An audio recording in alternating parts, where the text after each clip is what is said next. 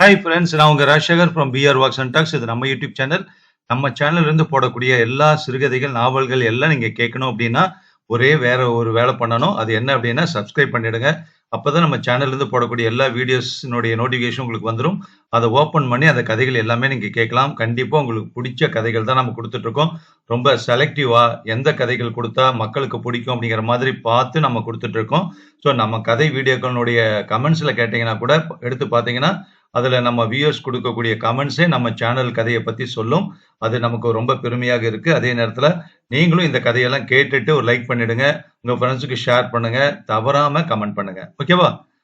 இந்த வீடியோல கேட்கக்கூடிய கதை "உன்னிடத்தில் என்னை கொடுத்தேன்" அப்படிங்கிற ஒரு அருமையான குடும்ப நாவல் கேட்க போறோம். எழுதியவர் உஷா தீபன் அவர்கள். "உன்னிடத்தில் என்னை கொடுத்தேன்" ரொம்ப ரொம்ப ரொமான்டிக் தீம் உள்ள கண்டிப்பா ஒரு நாவல் தான். பொதுவா கணவன் மனைவிக்குள்ள ஒரு அந்யோன்யம் இருக்கணும். அதே நேரத்துல நல்ல ஒரு புரிதல், அதாவது அண்டர்ஸ்டாண்டிங் இருக்கணும். அப்பதான் அந்த அவங்களுடைய தாம்பத்தியம் உட்பட எல்லா விஷயங்களுமே நல்லபடியா போயிட்டு இருக்கும். அந்த குடும்பமும் சந்தோஷமாக இருக்கும். அப்படி இல்லை அப்படின்னா பல பிரச்சனைகளை 2 பேருமே எதிர்கொள்ள வேண்டி இருக்கும் அப்படிங்கறத சொல்லக்கூடிய ஒரு நாவல் தான் "உன்னிடத்தில் என்னை கொடுத்தேன்". கேட்கலாமா? இந்த நாவல் ஷேர் அலைக் 4.0 இன்டர்நேஷனல் லைசன்ஸ் வாங்கியிருக்கு. It comes under creative commons அட்ரிபியூஷன்ங்கிறத உரிமை இருக்கிறதுனால நாம பதிவு செய்யறதுல எந்தவித காப்பிரைட்ஸ் இஷ்யூவும் வராது அப்படிங்கறதுல நாம தெரிவிச்சுக்கிறோம். "உன்னிடத்தில் என்னை கொடுத்தேன்" குடும்ப நாவல், பகுதி 1, அத்தியாயம் 1. "அப்போ நீ என்ன தப்பா நினைக்கிற, அப்படித்தானே?" மோகன் கேட்ட கேள்வியில் ஒரு நிமிடம் தன்னை நிதானப்படுத்திக் கொண்டாள் நந்தினி. பெரிய சண்டைக்கு அடி போடுகிறான் இவன். இன்று காலையில் எழுந்தது முதலே ஆள் சரியில்லை. ஏதேனும் கேட்கப் போனால் ஏருக்கு மாறாக பதில் சொல்கிறான். அம்மாதிரி நேரங்களில் அவனிடம் பேச்சை குறைத்துக் கொண்டு விடுவாள் அவள். கூடுமான மட்டும் அன்று ஒதுங்கி இருந்து விடுவாள். எது கேட்கப் போனாலும் வேண்டுமென்றே சொல்வது போல் இருக்கும் அவன் பதில். முரட்டுத்தனமாக பேசுவான். மூடு சரியில்லை என்று வந்து விடுவாள் இவள். பகலில் அவன் செய்யும் வழக்கமான காரியங்களை கூட சொல்ல மாட்டாள். வேலையோடு வேலையாக அவளே செய்து விடுவாள். அன்று அவள் அலுவலகம் செல்ல சற்று கூடுதல் நேரமாகும். டென்ஷன் தான். அதை பொறுத்துக் கொள்வதை தவிர வேறு வழி இல்லையே. ஆனால் ஒன்று, எது எப்படியோ கரெக்டாக வண்டியில் கொண்டு வந்து விட்டு விடுவான். வழியில் பேச மாட்டான். கொண்டு போய் அப்படியே நிறுத்துவான். அவள் இறங்கிக் கொள்வாள். "வர" என்று பலமுறை சொல்லி இருக்கிறாள். ஆனால் அவன் பதில் சொன்னதில்லை. அதனால் அவளும் இப்பொழுதெல்லாம் எதுவும் சொல்வதில்லை. அவள் பாட்டுக்கு இறங்கி போய் கொண்டிருப்பாள். அது கூட அவனுக்கு கோபமாகத்தான் இருக்கும். "நான் அப்படி இருந்தா நீயும் அப்படி இருப்பியோ? இறங்கி போகும்போது போயிட்டு வரேன்னு சொல்ல மாட்டீங்களோ? அம்புட்டு திமிரா உனக்கு? எல்லாம் நாமளும் சம்பாதிக்கோங்கிற திமிரு தாண்டி உனக்கு" சொல்லி இருக்கிறான் முன்பு. இப்பொழுதெல்லாம் அதை சொல்வதில்லை. அந்த மட்டுக்கும் கொஞ்சம் முன்னேற்றம் என்றுதான் சொல்ல வேண்டும். "கழுத, போனா போய்க்கோ" அவ்வளவுதான் இப்போது. அப்படி நினைக்கிறானா அல்லது தனது இருப்பே அவனுக்கு பழகிவிட்டதா தெரியவில்லை. கடனே என்று செய்து கொண்டிருக்கிறான் என்பது மட்டும் புரிந்தது. செய்கிறானே, அந்த மட்டும் மகிழ்ச்சி. முடியாது என்று உதறவில்லையே. அப்படி உதறுவதும் ஒதுங்குவதும் வீட்டுக்கே வராமல் ஆபீஸிலேயே படுத்துக் கொள்வதுமாக பல நாட்கள் அவன் இருந்திருக்கிறான். இங்கே ஒரு உயிர், அதுவும் பெண், அதிலும் கட்டின பொண்டாட்டி தனியே பயந்து கிடப்பாளே என்கிற எண்ணமெல்லாம் கிஞ்சித்தும் கிடையாது அவனுக்கு. இந்த அளவுக்கு அவன் இருப்பான் என்று அவள் எதிர்பார்க்கவில்லைதான். அவள் என்ன, அவளது தந்தையும் அவனது அப்பா அம்மாவும் கூட நினைக்கவில்லைதான். எல்லாம் கால் கட்டு போட்டால் சரியாகிவிடும் என்கிற பழைய நம்பிக்கையில் முடிச்சு போட்டு ஜோடி சேர்த்து விட்டார்கள். அதோடு சரி. பழைய குருடி கதவை திரடி என்பது போல திருமணமாகி கொஞ்ச நாளிலேயே அவன் தன் பழைய இருப்புக்கு போய்விட்டான். ஆளிடம் கொஞ்சம் கூட பழக்க வழக்க மாற்றங்கள் இல்லை.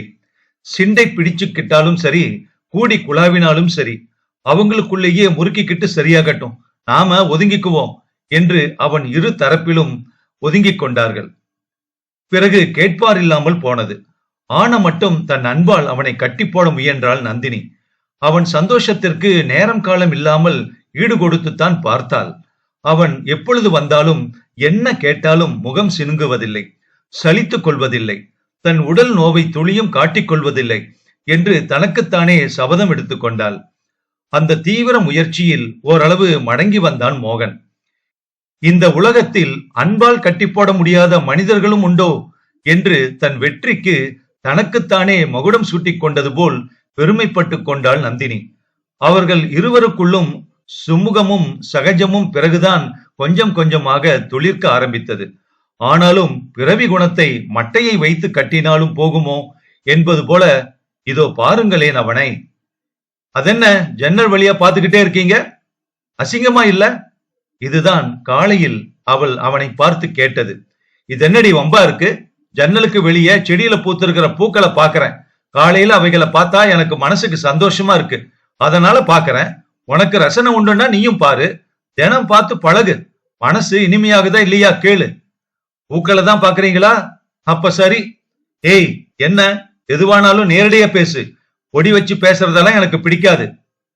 இவன் பெரிதாக கத்த, ஒண்ணுமில்ல என்று வந்துவிட்டாள் இவள்.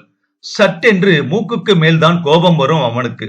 உப்பு பெறாத விஷயத்திற்கு படு கோபப்படுவான் மோகன். என்னோட இத்தனை வயசை தாண்டிதான் என்கிட்ட வந்து சேர்ந்திருக்க. வந்ததும் வராததுமா என்ன அடக்கி ஆளணும்னு பாக்காத. என்ன நினைத்து கொண்டு இப்படியெல்லாம் பேசுகிறான் என்று இருக்கும் இவளுக்கு. சுய இரக்கம் உள்ளவனோ என்ற சந்தேகம் வந்தது அவளுக்கு. அவர்கள்தான் எடுத்ததற்கெல்லாம் அர்த்தம் இல்லாமல் சத்தம் போடுவார்கள், பொருத்தம் இல்லாமல் கத்துவார்கள். இவனுக்கு என்ன வந்தது? பெண் என்றால் அடங்கித்தான் கிடக்க வேண்டும் என்று நினைப்பவனோ? இருவரும் வேலை பார்க்கும் இடத்தில் இப்படியெல்லாம் எதிர்பார்த்தால் நடக்குமா? ஆபீஸில் எத்தனை பேரோடு பழகுகிறோம். அப்படியான பெண்கள் நிறைய சுதந்திரத்தை விரும்புவார்கள் என்று இவனுக்கு தெரிய வேண்டாமா? இருவரும் சமம் என்கிற ரீதியில் தான் இருப்பார்கள் என்கிற யதார்த்தத்தை இவன் உணர வேண்டாமா? உண்மையில் எதிர்வீட்டு மாடியில் பெருக்கிக் கொண்டிருந்த பெண்மணியைத்தான் பார்த்து கொண்டிருந்தான் அவன். இதை பலமுறை கவனித்து விட்டாள் நந்தினி. இவன் இங்கிருந்து பார்ப்பது அவர்களுக்கு தெரிய வாய்ப்பில்லை. இந்த பகுதி ஜன்னலுக்குள் இருட்டாக இருக்கும். வெளியில் இருந்து பார்ப்பவர்களுக்கு ஒன்றும் தெரியாது. ஆளு அழகில்ல சொன்னான் ஒரு நாள். யார கேக்குறீங்க? டிவி பார்த்து கொண்டே ஜன்னல் வழியாக மாடியை பார்த்து கொண்டிருந்தவன் கேட்டதை டிவியில் தான் யாரையோ கேட்கிறான் என்று நினைத்து இவள் கேட்டாள். அந்த மாடி வீட்டு லேடியை தாண்டி சொல்றேன். எங்கிட்டயே இப்படி கேக்குறீங்களே, இது நல்லா இருக்கா? மனதுக்குள் பொங்கிய கோபத்தை அடக்கி கொண்டு மெலிதாக கேட்டாள் நந்தினி. ஏண்டி, கேட்டா என்ன? வெளிப்படையா கேட்கறேன்னு நினைச்சுக்கோ. உன்கிட்ட தானே கேட்கிறேன். எதையுமே நிர்ணயித்து கொண்டு செய்பவனாக தெரியவில்லை இவளுக்கு. ஏதோ அவ்வப்போது என்னென்ன தோன்றுகிறதோ அதன்படி செய்து கொண்டிருக்கிறான் என்றுதான் தோன்றியது இவளுக்கு. இன்னும் வாழ்க்கையில் ஒரு நிதானம் வரவில்லையே என்று நினைத்தாள் நந்தினி. அத்தியாயம் 2. 2 தங்கைகளுக்கு கல்யாணம் பண்ணி இருக்கிறான் மோகன். அவர்களுக்கு திருமணம் முடித்துவிட்டுத்தான் தனக்கு என்கிற உறுதியோடு இருந்திருக்கிறான். மிகவும் கஷ்டப்பட்ட குடும்பத்தில் இருந்து வந்தவன். SSLC வரை படித்துவிட்டு பள்ளி இறுதி வகுப்பு முடித்த மறுநாளே வேலைக்கு போய் அதில் வரும் பணத்தில் இருந்து மேற்கொண்டு தபால் மூலம் பட்டப்படிப்புகள் படித்து கணினி பயிற்சிகள் கற்று தேர்ந்து தொடர்ந்து அரசு பரீட்சைகள் எழுதி விடாமுயற்சியோடு முயன்று வேலையையும் வாங்கி அப்பாடா என்று அமர்ந்திருக்கிறான். உழைப்புக்கு சளைக்காதவன் தான். விடாமுயற்சியில் தான் இந்த நிலையை எய்தியிருக்கிறான். ஆனால் வேலை என்று ஒன்று கிடைத்தவுடனே ஆள் ரிலாக்ஸ் ஆகிவிட்டானோ என்று நினைப்பது போல அவனது செயல்கள் எல்லாமும் அறவே மாறிவிட்டிருந்தன. இனிமேல் கை நிறைய காசு, மாதா மாதம் சம்பளம், 60 வயசு வரை வேலை, பிறகு ஓய்வூதியம், எனக்கு என்ன கவலை என்று ஆள் ஜாலியாக இருக்க ஆரம்பித்து விட்டான் என்றுதான் நினைக்க வேண்டியிருந்தது. இளமை இருக்கும் போதே எல்லாவற்றையும் அனுபவித்து சலித்து விட வேண்டும் என்று கங்கணம் கட்டி கொண்டவன் போல இறக்கை கட்டி பறந்து கொண்டிருந்தான் மோகன். அதற்கு பின்தான் லீலைகள் ஆரம்பித்திருக்கின்றன. அதுவரை அடங்கி கிடந்த வெள்ளம் காற்றாளர் போல் பாய்ந்து கண்ட மேனிக்கு இழுத்துச் சென்றிருக்கிறது. என்னென்ன ஆட்டங்கள் எல்லாம் ஆட வேண்டுமோ எல்லாமும் ஆடி முடித்துவிட்டு பிஞ்சில் பழுத்தவனாய் முழுமையடைந்த நிலையில்தான் இவளிடம் வந்து சேர்ந்தான். சேர்க்கை சரியில்லை அவனுக்கு. இனிமேலும் இவனை இப்படி விட்டேர்த்தியாய் விட்டால் பையன் நமக்கில்லை என்று சுதாரித்து விட்டார்கள் வீட்டில். அவர்களுக்கு பயம் தொற்றிக்கொள்ள எப்பாடுபட்டாவது ஒரு நல்ல இடமாய் பிடித்து இவனை ஒப்படைத்து விட வேண்டும் என்று துடித்தார்கள் பெற்றோர்கள்.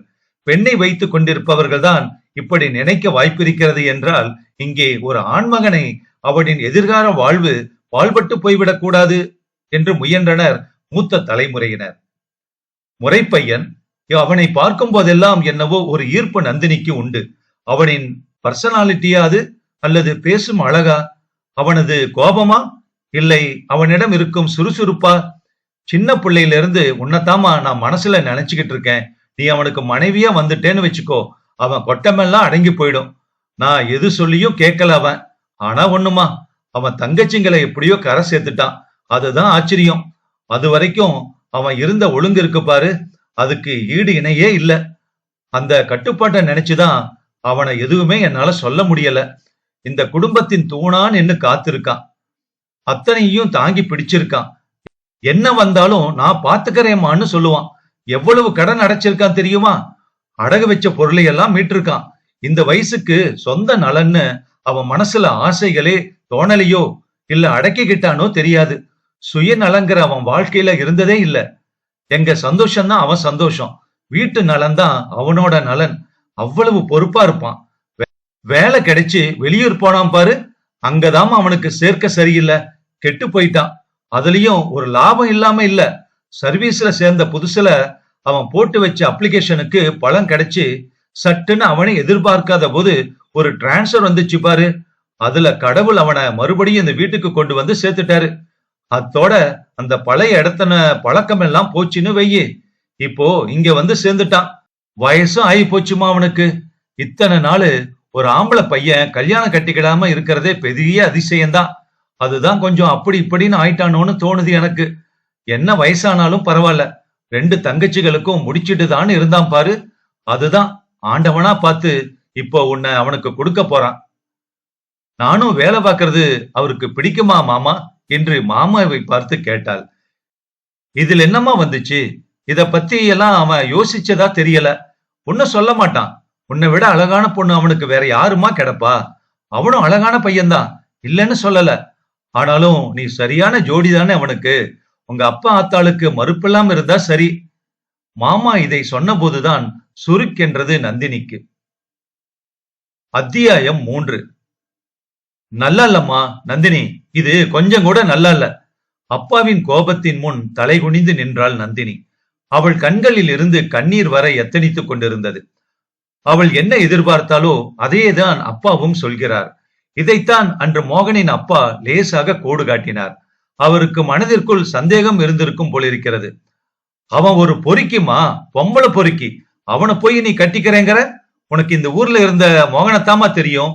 நான் பல ஊர்களுக்கு போறவன். எங்க கம்பெனி பொருட்கள் இல்லாத ஊர் இல்லையாக்கும். இந்த தமிழ்நாட்டுல முக்கிய ஊர்கள் எல்லாம் என்னோட கைவசம்தான். இதே திருச்சிக்கு எத்தனை வாட்டி நான் போயிருப்பேன், உனக்கே தெரியும்ல. அப்போ எப்படியெல்லாம் இவனை நான் பார்த்திருக்கேன் தெரியுமா உனக்கு?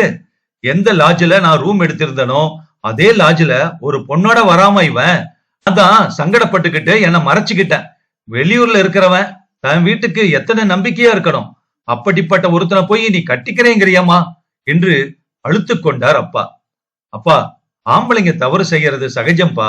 கல்யாணம் ஆனா சரியா போயிடும். அதுக்கு பிறகு அவரு என்னையே சுத்திக்கிட்டு இருக்கிற மாதிரி ஆக்குறது என்னோட பொறுப்பு. என்னை விட்டு எங்கேயும் போக மாட்டாருப்பா, அதுக்கு நான் கேரண்டி. சின்ன வயசுல இருந்து பார்த்து பழகி அப்படியே வளர்ந்துட்டேன்பா. இப்போ மோகன் எனக்கு இல்லைன்னு சொன்னா என்னால கொஞ்சம் தாங்க முடியாதுப்பா. அவதான் இம்புட்டு ஆசையா இருக்கால, சும்மா கட்டி வையுங்க, ஒன்னும் ஆயிடாது. அவன் என்ன வெட்டியா சுத்துற பயலா? கை நிறைய சம்பாதிக்கிறவன் தானே. இவளும் வேலை பாக்குறா. இத்தனை நாளா இந்த குடும்பத்துக்கு சம்பாதிச்சு கொட்டுனது பத்தாதா? இவ சம்பாத்தியம் கழிஞ்சா நம்ம 2 பேருக்கும் உங்க சம்பள காசு மட்டும் பத்தாதா என்ன? ரொம்ப யோசிக்காதீங்க. கண்ணுக்கு முன்னாடி இருக்கையில பேசாம கட்டி கொடுத்துட்டு நிம்மதியா இல்லாம என்னவோ யோசிச்சுக்கிட்டே இருக்கீங்களே என்றாள் நந்தினியின் அம்மா. நந்தினியின் அம்மா அப்படி சொன்னதும் மறுக்க முடியவில்லை நந்தினியின் தந்தை ரங்கநாதனால். பெண்ணின் சந்தோஷம்தான் முக்கியம் என்ற ஒரே குறிக்கோளில் மோகனையே அவளுக்கு கட்டி வைத்து விட்டார்.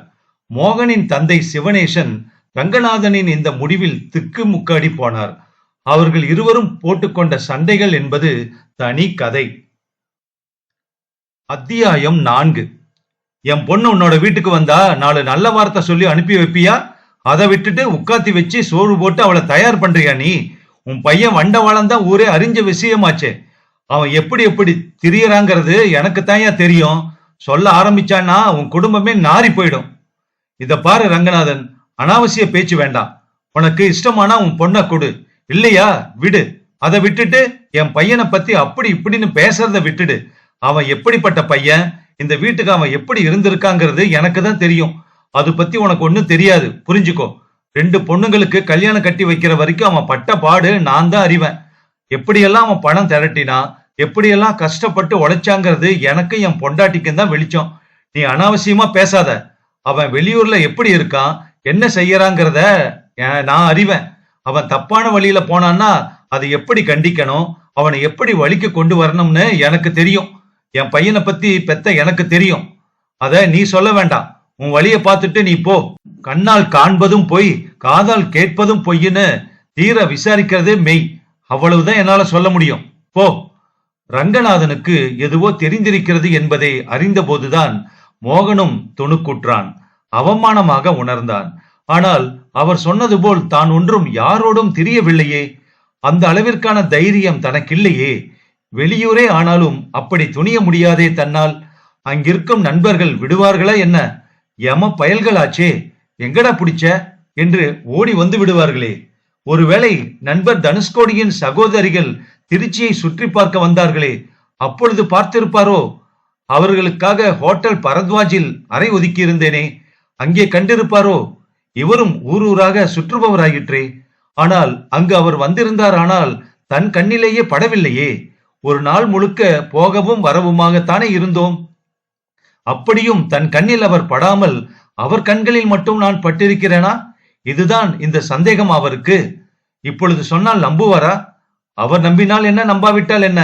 அப்பாவிடம் சொல்லிவிடுவோம். அவர் நம்பினால் போதும். அப்பாவிடம் அவன் சொல்லிவிட்டான். அவன் கிடக்காண்டா.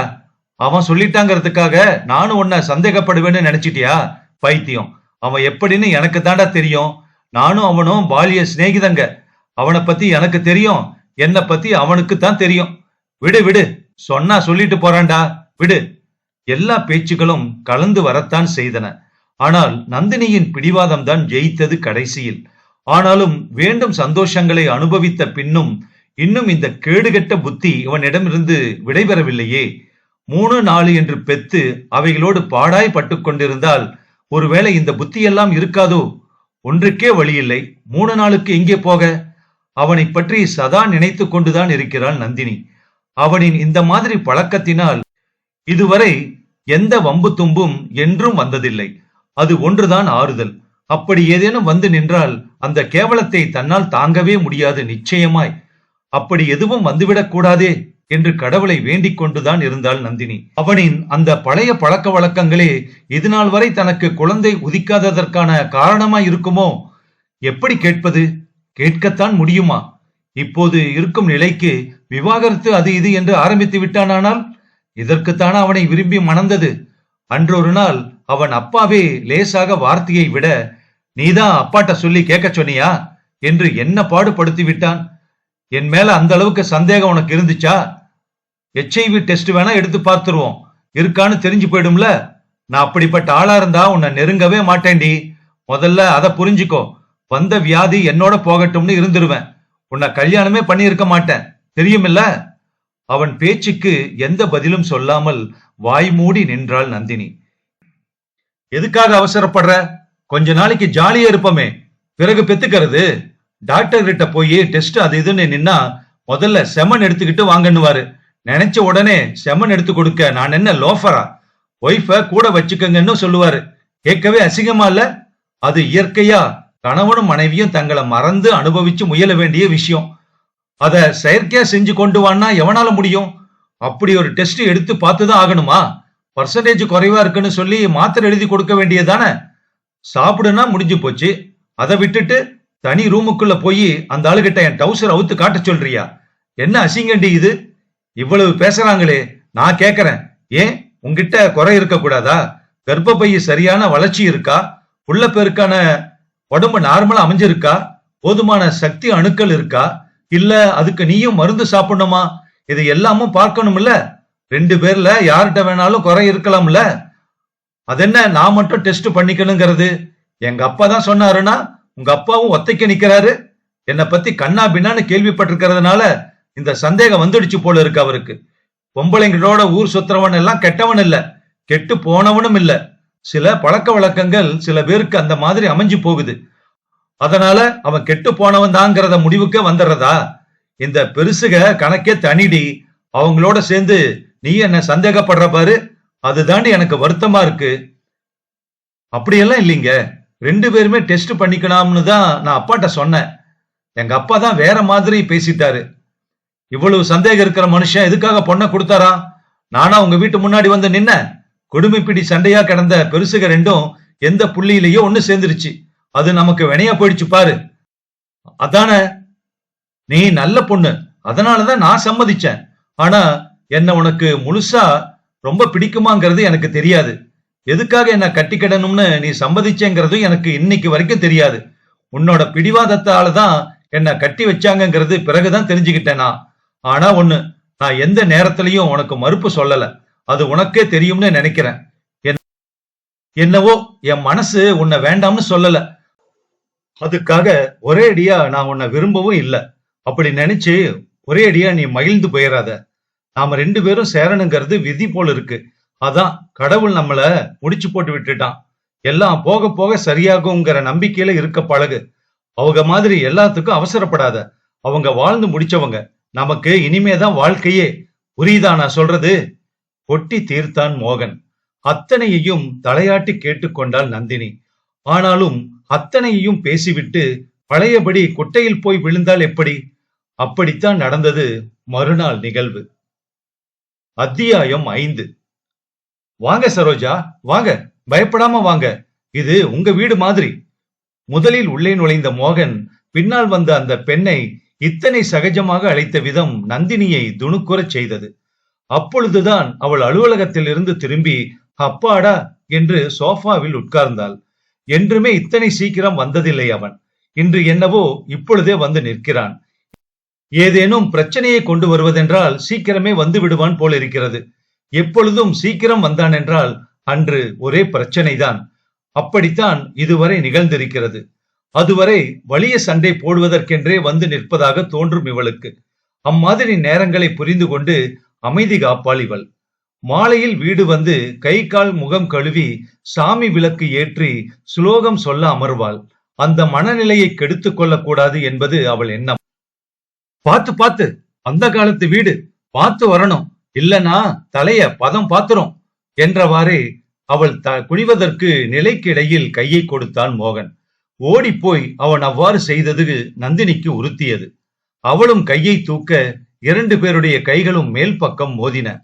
அவள் கையை பிடித்து இறக்கி கீழே விட்டான். என்ன ஒரு நெருக்கம்! அதுவே உறுத்தியது நந்தினிக்கு. நல்ல வேளை என்றான் ரொம்பவும் பயந்து விட்டவனாக. எங்க அப்பா இப்படிதான், முழுசா உள்ள வந்துட்டோம்னு சட்டன்னு நிமிந்துட்டாரு. நிலையோட நுனி பாயிண்டா அவர் தலையில இறங்கிருச்சு. நேர்கோடா தலையில 1/2 இன்ச்சுக்கு பள்ளம் ஆயிடுச்சு. அப்புறம் போய் தையல் போட்டோம். அதனாலதான் யார் நுழைஞ்சாலும் இத நான் சொல்லிடுவேன். அவன் இத்தனை வியாக்கியானம் கொடுத்து பேசியது நந்தினிக்கு சிறிதும் பிடிக்கவில்லை. நந்தினி, இவங்க என்னோட திருச்சியில ஒர்க் பண்ணாங்க. இப்பவும் அங்கதான் இருக்காங்க. எங்க ஆபீஸ் ஆடிட்டிங்காக வந்திருக்காங்க. ஆடிட் விங்கில இருக்காங்க இவங்க. வாங்க என்றாள் நந்தினி புன்னகைத்தவாறே. அவளின் அழகை பார்த்து, மிஸ்டர் மோகன், நீங்க ரொம்ப அதிர்ஷ்டக்காரர் தான். ஒய்ஃப் ரொம்ப அழகா இருக்காங்க என்றாள் சரோஜா. அது நந்தினிக்கு பிடிக்கவில்லை. இவள் என்ன சொல்வது என் அழகை பற்றி என்று நினைத்து கொண்டாள் நந்தினி. பாத்தியா நந்தினி, பேசிட்டே நின்னுட்டேன். பால் இருக்கா இல்ல பாக்கெட் வாங்கிட்டு வரணுமா என்றவாறே போய் ஃப்ரிட்ஜை திறந்து பார்த்தான் மோகன். பால் பாக்கெட் அதில் இருந்தது. அதில் இருந்த குளிர்பானத்தை எடுத்து வந்து சரோஜா முன்னால் வைத்தான். வெயில வந்திருக்கீங்க, இதமா இருக்கும், சாப்பிடுங்க என்றான் மோகன். அவனின் அக்கறையான உபசரிப்பு இவளுக்கு என்னவோ போல் இருந்தது. ஒரு கண்ணாடி டம்ளரை எடுத்து வந்து ஊற்றி கொடுத்தான். மேஜையின் மேல் இருந்த இன்னொரு டம்ளரை எடுத்து அதில் பாதியை ஊற்றி, நீங்களும் சாப்பிடுங்க என்றவாறே அவன் கையை பிடித்து திணித்தாள் சரோஜா. அவர்களுக்கிடையே இருந்த நெருக்கம் நந்தினியை சங்கடத்துக்குள்ளாக்கியது. எப்படி எல்லாமோ இருந்திருப்பானோ, எதுவும் சொல்லாமல் மறைக்கிறான். பொதுவாக ஆண்கள் கல்யாணத்துக்கு முன்னால் எப்படியோ இருந்திருக்கலாம். ஆனால் திருமணத்திற்கு பிறகு எப்படி இருக்கிறார்கள் என்பது மிகவும் முக்கியம் அல்லவா? அந்த வகையில்தான் இன்று வரை அவனிடம் எந்த குறையும் கண்டதில்லைதான். இருவரும் அலுவலகம் போக வர என்றுதான் இருந்து கொண்டிருக்கிறோம். அதற்கு மேல் எதுவும் கண்டு கொண்டதில்லைதான். வேறு எதற்கு நேரம் இருக்கிறது? ஒவ்வொரு நாளும் பொழுதும் அப்படித்தானே கழிகிறது. அதற்காக பொழுது பொழுதாய் ஒருவன் மேல் சந்தேகப்பட்டு கொண்டிருக்க முடியுமா? விரும்பி ஏற்றுக்கொண்ட மணாளன் மீது எப்படி சந்தேகம் வரும்? இந்த மாதிரி கேள்விகளே விழுந்ததில்லை அவள் மனதில். அலுவலகத்தில் இருந்து ஒரு பெண்ணை அழைத்து வந்திருக்கிறான். இதற்கு போய் ஏன் இப்படி மனம் கலங்க வேண்டும்? இன்னும் கொஞ்ச நேரத்தில் அவள் போய்விடப் போகிறாள். இதெல்லாம் வேலை பார்க்கும் இடத்தில் சகஜம்தானே. இதை போய் ஏன் இப்படி பிரத்யேகமாய் நினைத்துக் கொள்ள வேண்டும்? தன்னை சரி பண்ணி கொள்ள பார்த்தாள் நந்தினி. நீங்க கல்யாணத்துக்கு வரல என்றவாறே ஆல்பத்தை எடுத்து வந்து அவளிடம் கொடுத்தான் மோகன். ஒவ்வொன்றாக பிரித்து பார்த்து கொண்டிருந்த அவளின் முகபாவங்கள் எப்படி மாறுகின்றன என்பதை உன்னிப்பாக கவனிக்க ஆரம்பித்தாள் நந்தினி. விகல்பம் இல்லாத சிரிப்பு. பளீர் என்று பல்வரிசை மாறாமல் வெளிப்படையாக சிரிக்கிறாள் அவள். ஒண்ணு பாத்தீங்களா? எல்லா போட்டோவிலையும் அவங்கதான் அழகா இருக்காங்க. நீங்க ஏன் எதையோ பறிகொடுத்த மாதிரி உம்முன்னு இருக்கீங்க? அதெல்லாம் ஒண்ணுமில்லையே. ஒற்றை வார்த்தையில் சமாளிக்க பார்த்தான் மோகன். உங்களுக்கு திருச்சி ஞாபகம் போல, அதான் என்று விட்டு அவன் முகத்தையே குறுகுறு என பார்த்தாள் அவள். நீங்க சும்மா இருக்க மாட்டீங்க? பேசாம படத்தை பாப்பீங்களா? என்னென்னவோ சொல்லிட்டு இருக்கீங்களே. மோகன் எதையோ மறைக்க முயல்வதை போல் உணர்ந்தாள் நந்தினி. அவனது பழைய பழக்கங்களை நினைவுபடுத்துகிறாள் அவள். அதை சொல்லாதே என்கிறான் அவன். அதுதானே, அதைத்தான் நானே மறந்து விட்டேனே. பின் இவள் என்ன சொல்வது? அவனின் இன்றைய நிலை என்ன? அதில் ஒழுக்கம் இருக்கிறதா? கட்டுப்பாடு தென்படுகிறதா? தனக்கு உண்மையா இருக்கிறானா? இதுவே என் கேள்வி. அதை நிர்ணயித்துக் கொள்ள எனக்கு தெரியாதா? தான் இருக்கிறோம் என்கிற எண்ணமே இன்றி அந்த பெண் சர்வ சகஜமாக பேசுவதும், அதற்கு அவன் ஏதோ தயங்கி தயங்கி பதில் சொல்வதும், தன் வீட்டில் இருந்து கொண்டு தான் ஒரு மூன்றாம் மனுஷி போல இருப்பதா? இது என்ன நாடகம்? இங்கு வந்த அவள் என்னிடமல்லவா பேச வேண்டும்?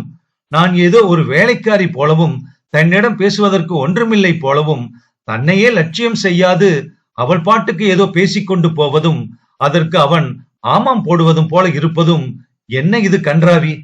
அவளுக்குத்தான் வெட்கமில்லை என்றால் அவனுக்கு எங்கே போயிற்று அறிவு? சகஜ பாவம் என்றால் எல்லாவற்றையும் அப்படி எடுத்துக்கொள்ள முடியுமா? எந்த நேரத்தில் என்ன செய்வது என்று ஒரு ஒழுக்கம் இருக்கிறதல்லவா? நந்தினிக்கு சங்கடமாகத்தான் இருந்தது. கோபம் துளிர்த்து கொண்டிருந்தது அவள் மனதில். மோகன் அல்லவா தன்னை கவனிக்க வேண்டும். வந்தவர்களிடம் தன்னை பெரிதுபடுத்தி பொருட்படுத்தி பேசுவதும், அவர்களை உபசரிக்க தன்னை வேண்டிக் கொள்வதும் அவன் வேலை அல்லவா? அதை விட்டு விட்டு ஏதோ சிறுபிள்ளைத்தனமாய் குஷாலாய் அவர்கள் இருவரும் பொருத்தமில்லாமல் பேசிக் கொண்டிருப்பது எப்படி சரியாகும்? அந்த சூழலே பிடிக்கவில்லை நந்தினிக்கு. உன் சல்லித்தனத்திற்கெல்லாம் நான ஆள், என் கௌரவமே வேறு, அதை புரிந்து கொள் என்று அவனுக்கு உணர்த்த நினைத்தாள் நந்தினி. சட்டென்று வாசலை நோக்கி நடந்தாள்.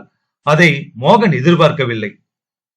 இதோ வந்துடுறேன் என்பது போல தலை ஒதுங்கி இருக்கிறதா, நெற்றியில் பொட்டி இருக்கிறதா என்பதை மட்டும் கண்ணாடியில் பார்த்து கொண்டு அங்கிருந்து விருட்டென்று வெளியேறினாள். நந்தினி, எங்க கிளம்பிட்ட? பின்னாலேயே ஓடி வந்த மோகனை பார்த்தும் பார்க்காதது போல இதோ வர்றேன் என்று மெலிதாக கூறியவள் கோயிலை நோக்கி நடையை கட்டினாள். அந்த பதில் கூட அவனுக்கு சொல்லியிருக்க கூடாது. அதுதான் சரி. எங்க போக போற? கோயிலுக்கா இருக்கும். அது ஒண்ணுதான் அவளுக்கு தெரிஞ்சது. விடு விடு. மோகனின் பதில் நந்தினியின் காதுகளில் விழாமல் இல்லை. நெஞ்சு விம்ம ஆரம்பித்தது நந்தினிக்கு. இந்த கதையோட தொடர்ச்சியை அடுத்த பகுதியில பார்க்கலாம். சோ கணவன் மனைவிக்குள்ள ஒத்துமை இல்லை அப்படின்னா, பரஸ்பர பரிமாறுதல்கள், கருத்து பரிமாறல்கள், விட்டு கொடுத்தல் இதெல்லாம் இல்லைன்னா இது மாதிரி சிக்கல் வரும். இனி இந்த சிக்கல் எந்த அளவுக்கு போக போகுது, அந்த சரோஜா யாரு, அந்த சரோஜா எந்த அளவுக்கு நந்தினியுடைய வாழ்க்கையை டிஸ்டர்ப் பண்ண போறாங்கிறத அடுத்த பகுதியில பார்க்கலாம். நன்றி. உன்னிடத்தில் என்னை கொடுத்தேன். பகுதி 2, அத்தியாயம் 6. கோயில் சந்நிதியில் கைகூப்பி நின்றிருந்தாலே ஒழிய மனசு லயிக்கவில்லை நந்தினிக்கு. கண்களை மூட மூட கண்ணீர் தான் பெருகியது. கடவுளை நன்றாக கண்களை திறந்து பார்த்து கும்பிட வேண்டும். சந்நிதியில் கண்களை இறுக மூடி கும்பிடக்கூடாது என்று யாரோ ஒரு தமிழ் அறிஞர் சொல்லி இருந்தது நினைவுக்கு வந்தது அவளுக்கு. இப்படி கிளம்பி வந்தது சரியா? கணவன் அழைத்து வரும் ஒரு விருந்தினரை அவமதிப்பதாகாதா இது? பிடிக்கிறதோ பிடிக்கவில்லையோ ஏதேனும் செய்து கொடுத்து ஆளை சட்டென்று டிஸ்போஸ் பண்ணுவது தானே அழகு.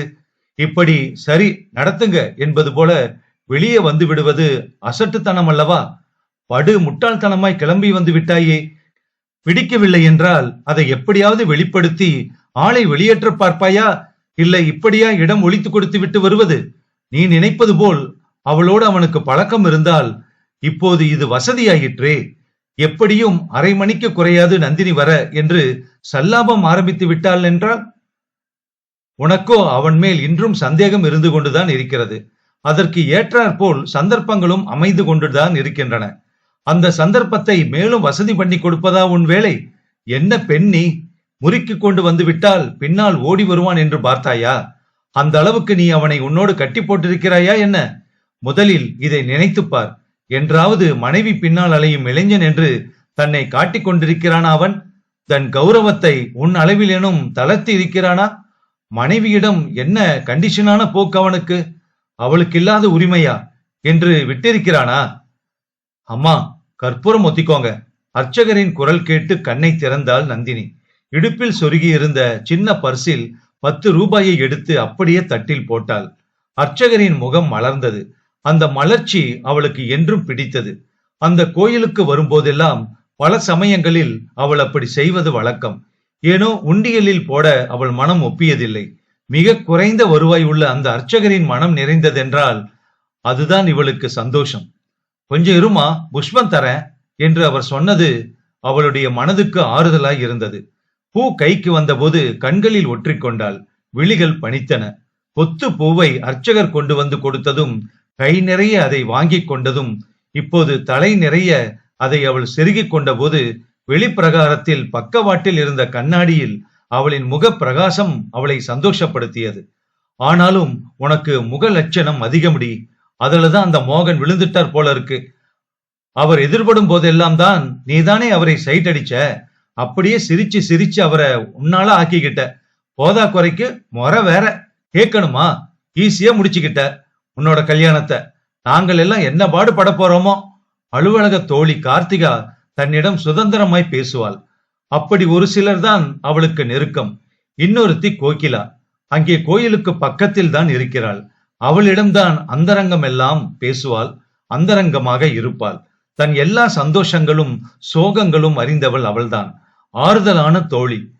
இவளுடைய மனச்சுமையை தன் சுமையாக கருதி ஆறுதல் சொல்லுவாள், தைரியம் ஊட்டுவாள், எதற்கும் கலங்காதே என்று செயல்பட எத்தனிப்பாள். அவளின் தேவை இவளுக்கு மிக தேவை. உனக்கு என்ன சங்கடம் வந்தாலும் என்கிட்ட சொல்லு, நல்ல தீர்வை உனக்கு சொல்றேன், போதுமா? என்ன உன்னோட உயிர் தோழியா நினைச்சுக்கோ. எப்ப வேணாலும் நீ என்கிட்ட வரலாம், இருக்கலாம், பேசலாம், போலாம். நான் எதுவும் நினைச்சுக்க மாட்டேன்டி. மனசுல போட்டு மட்டும் அமுக்காத. அது உடல் நலனுக்கு நல்லதில்ல, உன்னை சேர்ந்தவங்களுக்கும் ஆகாது. சரியா? பொருத்தமான ஆறுதல் வார்த்தைகள் அவளை போல் யாராலும் கூற முடியாது. அவள் நினைப்பு இப்பொழுது நந்தினியின் மனதில் இருந்தது. எத்தனை அவசரமாய் வந்திருந்தாலும் சுற்றுப்பிரகாரத்தை சுற்றாமல் அவள் ஒரு நாள் கூட வீடு திரும்பியதில்லை. சமயங்களில் சுற்றுப்பகுதியில் ஆட்களே கூட இருக்க மாட்டார்கள். பிள்ளையாரை கும்பிட்டு சுற்றிவிட்டு அடுத்து முருகனை வணங்கிவிட்டு அடுத்தாற்போல் இருக்கும் வில்வ மரத்தையும் விடாமல் ஒரு சுற்று போட்டு ஏகநாதர் சந்நிதிக்கு செல்கையில் சமயங்களில் அங்கு அத்தனை வெளிச்சம் இல்லாதது அவளை பயப்படுத்தும். இதற்காகவே சண்டிகேஸ்வரர் சந்நிதியை அடைகையில் கையை பலமாக தட்டி தனக்குத்தானே பயத்தை போக்கிக் கொள்வாள் நந்தினி. பகலில் எத்தனையோ நாள் அந்த கோயிலுக்கு வந்திருக்கிறாள். மாத கணக்கில் வந்து செல்லும் கோயில்தான். ஆனாலும் இரவு பொழுதுகளில் அவள் சுற்றுப்பாதையை கடக்கும் போது ஒரு பயம் அவளை அறியாமல் மனதிற்குள் வந்து உட்கார்ந்து கொள்ளும். எதற்காக இப்படி தோன்றுகிறது என்று நினைத்தவளாய் சுவாமி ஸ்லோகங்களை சத்தமாய் முணங்கியவாறே அல்லது ராகமிட்டு பாடியவாறே அவள் நடந்து கொண்டிருந்தாலும் யாரோ பின்னால் தொடர்வது போன்ற உணர்வை அவளால் அந்த குறிப்பிட்ட இடத்தில் மட்டும் தவிர்க்கவே முடியவில்லை. அவ்வப்பொழுது சில காதல் ஜோடிகளை அவள் அந்த ஒதுக்குப்புறத்தில் கண்டிருக்கிறாள். கோயில் என்ற புனிதமான இடத்தில் கூடவா இப்படி? இதையெல்லாம் வெளியில் வைத்துக் கொள்ளுங்கள் என்று யாரோ ஒரு பெண்ணிடம் தான் கண்டிப்பாக சொன்னது கூட அடிக்கடி அவள் நினைவில் வந்து போகும். நமக்கு எதற்கு வம்பு என்று இல்லாமல் ஏன் சொன்னோம் என பிற்பாடுதான் நினைத்தாள். அந்த இளைஞன் ஒரு நாள் தனிமையில் வந்து அவளை மிரட்டி இருந்தான். அன்று அவனின் அத்துமீறல்கள் முயற்சி இவளை மிகவும் பயமுறுத்தி இருந்தது. தன் தம்பி போல இருந்த ஒருவனின் நடவடிக்கைகள் அவளை மிகவும் வருந்த வைத்தது. மோகனிடம் கூட அவனை பற்றி சொல்வோமா என்றுதான் முதலில் நினைத்தால், உனக்கு எதுக்கு இதெல்லாம் என்றுதான் நிச்சயம் சொல்லுவான் அவன். அத்தோடு விட்டுவிடு என்று சொன்னவள் கோகிலாதான். அதன் பின் ஓரிரு முறை அவள்தான் அவளோடு கோயிலுக்கு வந்தாள். காலம் பூராவும் நீ வந்திருக்க முடியுமா, நான் போய்க் கொள்கிறேன் என்று பிற்பாடு தனியே கிளம்ப ஆரம்பித்து விட்டாள் இவள். ஆனாலும் அன்றைக்கு மனதில் ஏற்பட்ட பயம் இன்னும் தொடர்ந்து கொண்டுதான் இருக்கிறது. நமக்கெதற்கு ஊர்வம்பு, நம்பாடே பெரும்பாடாய் இருக்கிறதே இங்கே. கணவனை நினைத்தே மனதுக்குள் அளவேண்டிய நிலை. தனக்குள் நொந்து கொண்டாள் நந்தினி. விறுவிறுவென்று ஏகநாதர் சந்நிதியில் போய் நின்று விடுகையில் அங்கே ஆடாமல் அசையாமல் கூம்பு வடிவத்தில் உயரமாய் அமைதியே உருவாய் நின்று நிதானமாய் அழகுற எரிந்து கொண்டிருக்கும் தீபம் அவள் மனதை சாந்தப்படுத்தும். தீப ஒளியில் ஏகநாதரை நோக்கி கைகூப்பி நிற்கும் போது மனதில் படிந்திருக்கும் அந்த பயம் எப்படியோ விலகி ஓடிவிடும். இதை அனுபவபூர்வமாய் பலமுறை ஆத்மார்த்தமாய் உணர்ந்திருக்கிறாள் நந்தினி. அன்றும் அப்படித்தான் உணர தலைப்பட்டால். ஆனால் வீட்டில் அப்படி தனியே விட்டு வந்திருக்கும் இருவரின் நினைவு வந்து அவளை தொந்தரவு செய்தது. உன் விருப்பந்தாமா என்னுடைய விருப்பம், நீ சந்தோஷமா வாழறத நான் கண்ணார கண்டேனா அதோட என்னோட மூச்சை நிறுத்திக்குவேன். என் வாழ்க்கை அந்த புள்ளியில தாமா முடிஞ்சு போகணும்னு நான் விரும்புறேன். அவனை நீ சரி பண்றதுக்கு கொஞ்சம் கஷ்டப்படத்தாமா வேண்டி இருக்கும். வழிய இப்படி ஒரு சவாலை ஏத்துக்கிறியேன்னு எனக்கு வருத்தமாத்தான் இருக்கு. ஆனா உன்னோட நம்பிக்கைய, அவன் பேர்ல இருக்கிற உன்னோட மாசில்லாத அன்பை மதிச்சு இதுக்கு நான் சம்மதிக்கிறேம்மா. நான் நினைக்கிற காலத்துக்குள்ளேயும் நீ உன்னோட வாழ்க்கைய சீர் செஞ்சுக்குவேன்னு நம்புறேன். வாழ்க்கை பூரா அறிஞ்ச ஒருத்தனை தேர்ந்தெடுத்திருக்க. முகம் தெரியாத யாரோ ஒருவனை கல்யாணம் பண்ணி அது எப்படி அமையுமோன்னு சொல்ல முடியாதுன்னாலும் இத்தனை தைரியமா நீ மோகனை தேர்ந்தெடுத்தது எனக்கு பயமாத்தாம இருக்கு. கடவுள் உன்னை ஆசீர்வதிக்கட்டும், உன்னோட நியமங்கள் உன்னை காப்பாத்தட்டும், அவ்வளவுதாமா என்னால சொல்ல முடியும். அப்பாவின் வார்த்தைகள் இன்று ஏன் இப்படி ஞாபகத்துக்கு வந்து தொந்தரவு செய்கின்றன? தொந்தரவா அல்லது பயமுறுத்தலா? அவர் சொன்ன வார்த்தைகள் இன்னும் அப்படியே இருக்கின்றனவோ? அதிலிருந்து சிறிதளவும் கூட தன் வாழ்க்கையில் மாற்றம் ஏற்படவில்லையா? முன்னேற்றமே இல்லையா? எப்பமா பேரப்பிள்ளைய கையில கொண்டு வந்து கொடுக்க போற? போன வாரம் தன்னோட பிறந்த வீட்டுக்கு போயிருந்த போது அப்பா வாய்விட்டு குழந்தை போல் கேட்ட முதல் கேள்வி. அந்த வயதான மனிதனின் இதய தாபத்தை என்று நான் நிரப்பப் போகிறேன்? எங்கு வந்திருக்கிறோம் என்று பார்த்தபோது தன்னை அறியாமல் அனுமன் சன்னதியை தாண்டி இடப்பக்க வெளிப்பிரகாரத்துக்கு வந்திருப்பதை உணர்ந்து நேர் எதிரே நெடுக தெரியும் நீண்ட வீதியை நோக்கினாள் நந்தினி. வரிசையாய் உட்கார்ந்திருந்த வறியவர்களின் தட்டுக்களில் சில்லறைகளை போட்டுக்கொண்டே வந்தாள். எப்போதும் அது அவள் வழக்கம். சாதாரணமாய் ஆரம்பித்தது, இப்போது அது வழக்கமாகிவிட்டது. போடாமல் போனால் அவர்களின் பார்வை இவளை கொன்றே விடும். அன்று மனதும் சமாதானமாய் இருக்காது அவளுக்கு. மனிதன் பழக்கத்திற்கு அடிமை. அதிலும் நல்ல காரியம் என்று தோன்றுவதை உடனே செய்துவிட வேண்டும் என்று அம்மா அடிக்கடி சொல்லுவாள். இல்லை என்றால் கொஞ்ச நேரம் கழித்து செய்ய வேண்டுமா என்றும் தோன்றலாம் என்பாள். நாட்களை தள்ளி போட்டால் வேண்டாம் என்று கூட தோன்றும் என்பதால் அன்றே அப்பொழுதே நிறைவேற்றிவிடு என்ற அம்மாவின் அறிவுரை இவளை துரிதப்படுத்தி இயங்க வைக்கும். வெளியே வந்தாள் நந்தினி. அப்போது கூட்டத்தோடு கூட்டமாய் அவர்கள் உள்ளே நுழைந்து கொண்டிருந்தார்கள். அது மோகனும் சரோஜாவும் தான். தன்னை தேடித்தான் போகிறானோ? அப்படியானால் வீட்டை பூட்டித்தானே வந்திருக்க வேண்டும். சாவி? என்னங்க? கையை நீட்டி அழைக்க போனவளின் வாய் ஏனோ நின்று போனது அப்படியே. அப்படி உரிமையோடு சகஜமாய் அழைத்து அவனிடமிருந்து சாவியை வாங்கி கொண்டு போக பிடிக்கவில்லை அவளுக்கு. தன் மறுப்பை காட்டத்தானே வெளியேறியது. பிறகென்ன இங்கு வந்து அதை சரி செய்வது? அப்படி செய்தால் அவன் அவளோடு சுற்றுவதில் ஒப்புதல் என்றல்லவா ஆகிவிடும். அவளும் அவள் பார்வையும் சிரிப்பும் சுத்த வெட்கங்கெட்டவள் போல இருக்கிறது. வெளியூருக்கு வந்து இப்படி ஆம்பளைகளோடு ஏன் அலைய வேண்டும்? அழகாய் ஒரு கல்யாணத்தை பண்ணிக்கொண்டு செட்டில் ஆக வேண்டியதுதானே. ஆளை பார்த்தால் முதிர்கண்ணியாக தெரிகிறாள். இனிமேல் எங்கே இவள் கல்யாணம் காட்சியை பார்ப்பாள்? இன்னும் எத்தனை ஆம்பளைகளை கெடுக்கப் போகிறாளோ? மூஞ்சியே சரியில்லை அவளுக்கு. தேவையில்லாமல் ஒரு குடும்பத்தில் குழப்பத்தை உண்டு பண்ணுகிறோமே என்கிற புரிந்துணர்வு வேண்டாம் அவளுக்கு? எவனாவது கல்யாணம் ஆகாதவனோடு அலைய வேண்டியதுதானே. நாக்கை சப்பு கொட்டி கொண்டு அவனும் திரிவான் இல்லையா? இதென்ன பழக்கம்? கல்யாணமான ஆம்பளைகளை பிடிப்பது முன்பே பழக்கம் இருந்திருந்தாலும் குடும்பஸ்தன் என்று ஒதுங்க தெரிய வேண்டாமா? இவள் எல்லாம் ஒரு பொம்பளையா?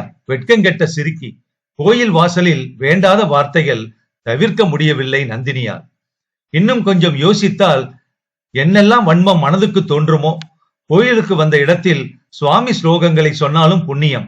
இவள் வந்து மூளையை தொந்தரவு செய்கிறாளே. ராம் ராம் ஸ்ரீராம். நந்தினிக்கு அவளை அறியாமல் அவள் வாய் மந்திரங்களை முனக தயாரானது. கடவுள் மந்திரத்தை சொன்னாலும் மனது லேசாகும், ஒருமைப்பாடு வரும், சலனங்கள் விலகும். அவன் திரும்ப வரும் வரையிலும் அங்கே வாயிலில் காத்திருக்க அவள் விரும்பவில்லை. பதிலாக என்ன செய்யலாம் என்ற யோசித்த போதுதான் கோகிலாவின் ஞாபகம் வந்தது அவளுக்கு. சுற்று பிரகாரத்தின் நேது பின்பக்கம் அவள் வீடு. போனால் இந்நேரம் அவள் தனியாக இருப்பாளா அல்லது கணவன் மகேந்திரனோடு கொஞ்சிக் கொண்டிருப்பாளா? சிவபூஜையில் கரடி புகுந்தது போலாகிவிட்டால் தனக்குத்தான் அந்த யோகம் இல்லை என்றால் மற்றவர் சந்தோஷத்தையும் கெடுக்க வேண்டுமா என்ன? மோகனுக்கு எப்பொழுதாவது தான் மோகம் வருகிறது. பெயர்தான் மோகன். ஒருவேளை வெளிப்பழக்கம் அதிகம் என்பதால் தான் இது பெரிதாக தெரியவில்லையோ என்னவோ. பழம் தின்று கொட்டை போட்டவனாய் இருப்பான் போலிருக்கிறது. அவனை எப்படி தன் காலடியில் வீழ்த்துவது என்கிற உபாயம் இன்னும் முற்றுமாக பிடிபடவில்லை. ஆபீஸில் எத்தனையோ பேரிடம் எவ்வளவோ விஷயங்கள் பரிமாறிக்கொள்கிறோம். ஆண்கள் பெண்கள் கலப்பில்லாமல் பேசிக்கொள்கிறோம். ஆனாலும் ஆண்களிடம் ஒரு வரம்பு இருக்கத்தானே செய்கிறது. அதற்கு மேல் போனால் அவர்கள் தங்களை லேசாக எடை போட சந்தர்ப்பம் வழங்கியதாகத்தானே ஆகும். பிறகு அவர்கள் கை நீள எத்தனை நேரமாகும்? திருமணமான பெண்களோ இல்லையோ படியுமா என்று பார்ப்பதில் தானே ஆண்கள் கவனமாக இருக்கிறார்கள் நிறைய பேர். சந்தர்ப்பம் கிடைக்காதவரை தானே எல்லா ஆண்களும் யோக்கியர்கள். கிடைத்து விட்டால் எல்லா பயல்களும் விழுந்துதானே விடுகிறார்கள். ஊர் பேர் தெரியாதவனை கல்யாணம் செய்வதற்கு இளம் பிராயம் முதல் அறிந்தவனை கைபிடிப்பது நலம் என்றுதானே மோகனை மோகித்து மணந்தது. இப்பொழுது அவன் என்னடாவென்றால் எதை பற்றியும் கவலை கொள்ளாதவனாக, தெளிவாக சொல்ல போனால் பொறுப்பற்றவனாக, இன்னும் கல்யாணம் ஆகாத பேச்சுலர் போலல்லவா இருக்கிறான். தன் நினைப்பாகவே திரிவான் என்று பார்த்தால், ஆசையை ஓடி வருவான் என்று பார்த்தால், அடிக்கடி லீவு போட்டுவிட்டு எங்காவது போவோம் என்று நச்சரிப்பான் என்று பார்த்தால், ராத்திரி பகல் வித்தியாசம் இல்லாமல் வீட்டில் சீண்டி விளையாடுவான் என்று பார்த்தால், அவனிடம் பெரியதாக எந்த ஒரு உத்வேகமும் இல்லையே. இவனின் இருப்பு என்னையும் சோர்வடைய வைத்துவிடும் போலிருக்கிறதே. எனக்கு யோசனை சொல்ல பெரியவர்கள் என்று யாரும் இல்லையே. இதையெல்லாம் எப்படி அப்பாவிடம் பகிர்ந்து கொள்வது? ஏற்கனவே அவன் வேண்டாம் என்றவர் அவர். இதையெல்லாம் சொல்ல போனால் ஆள் நர்த்தனம் ஆடி விடுவார். தன்னையே வெறுத்து எங்காவது கண்காணாத தேசத்திற்கு என்று யாத்திரை கிளம்பினாலும் ஆயிற்று. கடவுளே, எனக்கு வழிகாட்டு. கைகள் அவளை அறியாமல் நேர் அம்மாள் சன்னதியை நோக்கி குவிந்தது. கோகிலாவின் நினைப்பு வந்தது. அவர்கள் தனிமையை கெடுத்ததாய் ஆகிவிடுமோ? இப்படி தோன்றி மீண்டும் அவளை தயங்க வைத்தது. சேச்ச, எதற்காக இப்படியே நினைக்க வேண்டும்? இந்நேரம் யாராவது அப்படி இருப்பார்களா? மணி 8 கூட ஆகவில்லை. அதற்குள்ளேயுமா படுக்கையில் முடங்குவார்கள்? போவோம், போய் சற்று நேரம் பேசிவிட்டுத்தான் வருவோமே. என்ன குடி முழுக போகிறது? நினைத்தவாறே நடந்து கோகிலாவின் வீட்டை அடைந்தாள் நந்தினி. வாங்க நந்தினி, வாங்க வாங்க என்றவாறே துள்ளலோடு வரவேற்றான் மகேந்திரன். கோகிலா எங்கே என்று கண்கள் தேட தயக்கத்தோடையே வீட்டுக்குள் அடியெடுத்து வைத்தாள் நந்தினி. அத்தியாயம் 7. நீங்க இப்படி போங்க, நான் இடது பக்கமா சுத்தி வரேன், எங்கேயாவது சந்திச்சுக்கலாம். சரோஜா கூறிய யோசனையை கேட்டு சிரித்தான் மோகன். கோயில்ல எங்கேயாவது இடதுபுறமா சுத்துவாங்களா? அதுவும் பொம்பளனி. நான் சுத்தினாலும் பரவாயில்ல, யாரையாச்சும் தேடுறாரு போல இருக்குன்னு நினைச்சுப்பாங்க. நீ சுத்துனா கிறுக்குன்னு நினைப்பாங்க, அப்பிரதட்சணம்னு சொல்லுவாங்க. அத தெரியுமில்ல? இப்படி ஒவ்வொன்னுக்கும் சென்டிமெண்ட் பாத்துக்கிட்டு இருந்தீங்கன்னா வாழ்க்கையில ஒண்ணுமே செய்ய முடியாதாக்கும். இப்ப உங்க ஒய்ஃப தேடுறது முக்கியம் இல்லையா? அவங்க கையில சாவியை கொடுத்ததான் நாம வெளியே போக முடியும். முதல்ல அதை செய்யுங்க என்றாள் சரோஜா. நானும் திருச்சியிலிருந்து உன்னை பாத்துக்கிட்டே வரேன். இன்னும் நீ ஒழுங்கா மரியாதையா ஆகல. இப்போ இந்த ஊருக்கு வந்து என்ன போட்டு திரும்ப குழப்ப ஆரம்பிச்சு. திருச்சியிலேயே என்ன உங்ககிட்ட மாட்டி விடலாம்னு நினைச்சாங்க நம்ம ஆபீஸ்காரங்க. யார் செஞ்ச புண்ணியமோ நான் தப்பிச்சு இந்த மதுரைக்கு வந்தேன்.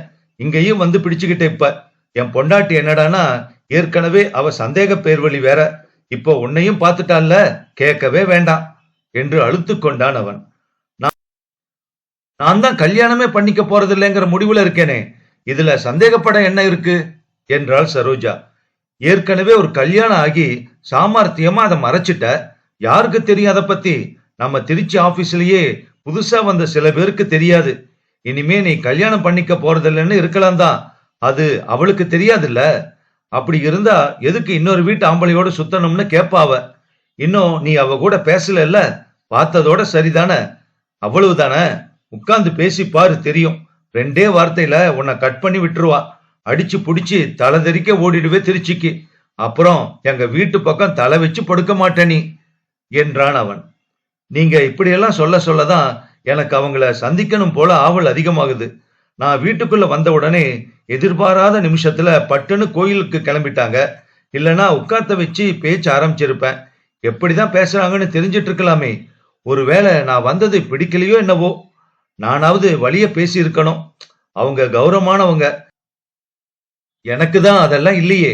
எல்லாத்தையும் தான் உதுத்தாச்சே. 2 வார்த்தை பேசிட்டு அப்புறம் கிளம்பி இருந்தாங்கன்னா கூட பரவாயில்ல.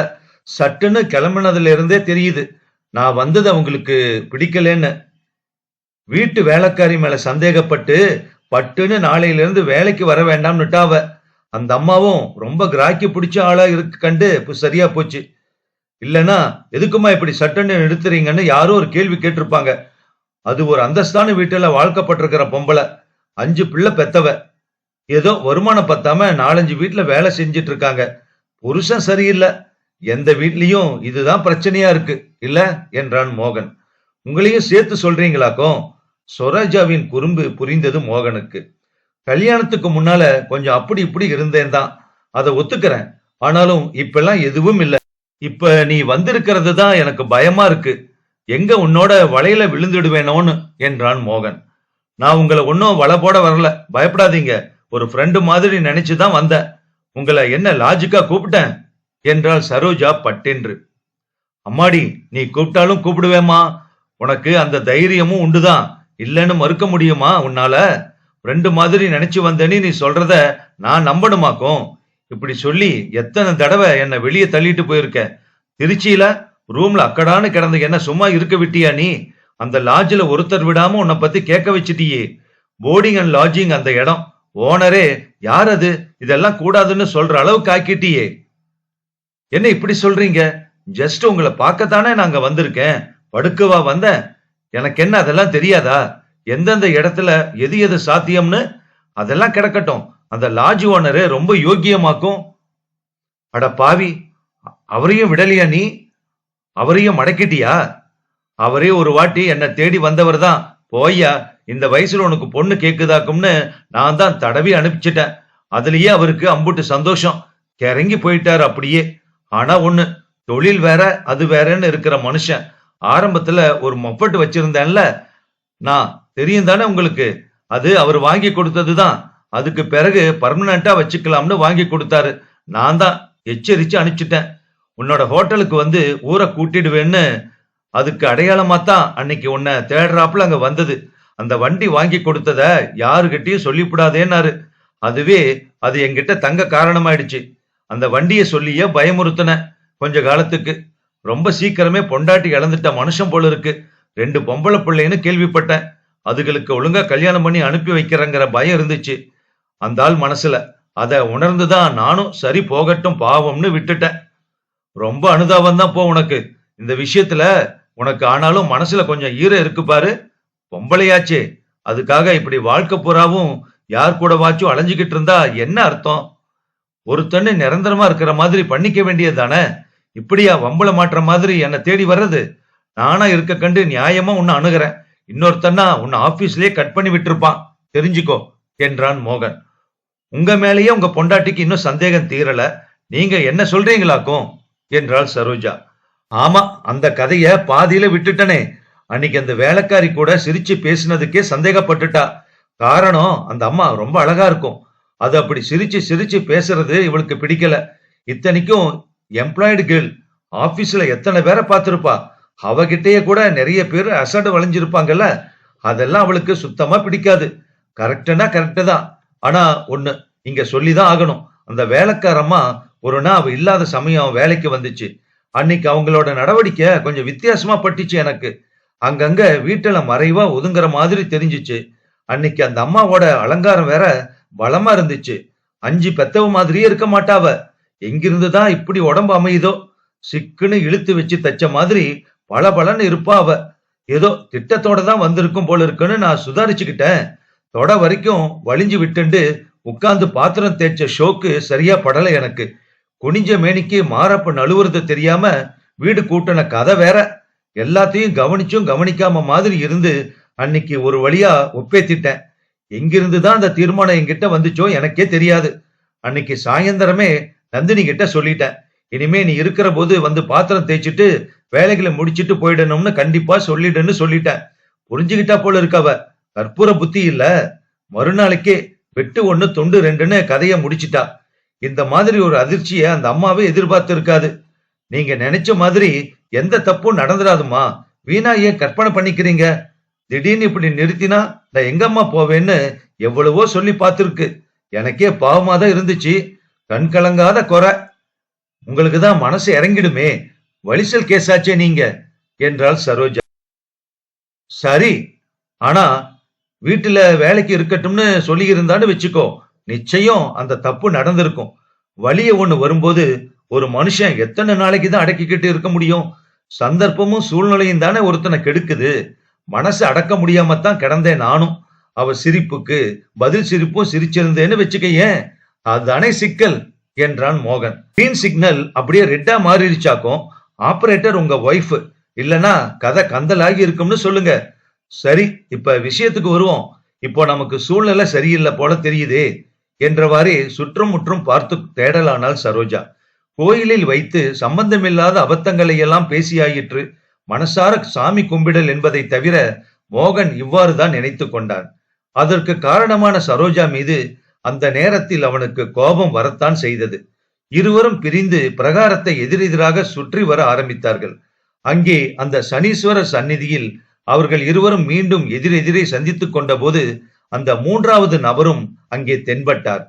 தன்னை அந்த இருளில் சடார் என மறைத்துக் கொண்டு அவர்கள் இருவரையும் உற்று நோக்கி கொண்டிருந்தது அந்த மனிதருடைய கண்கள்.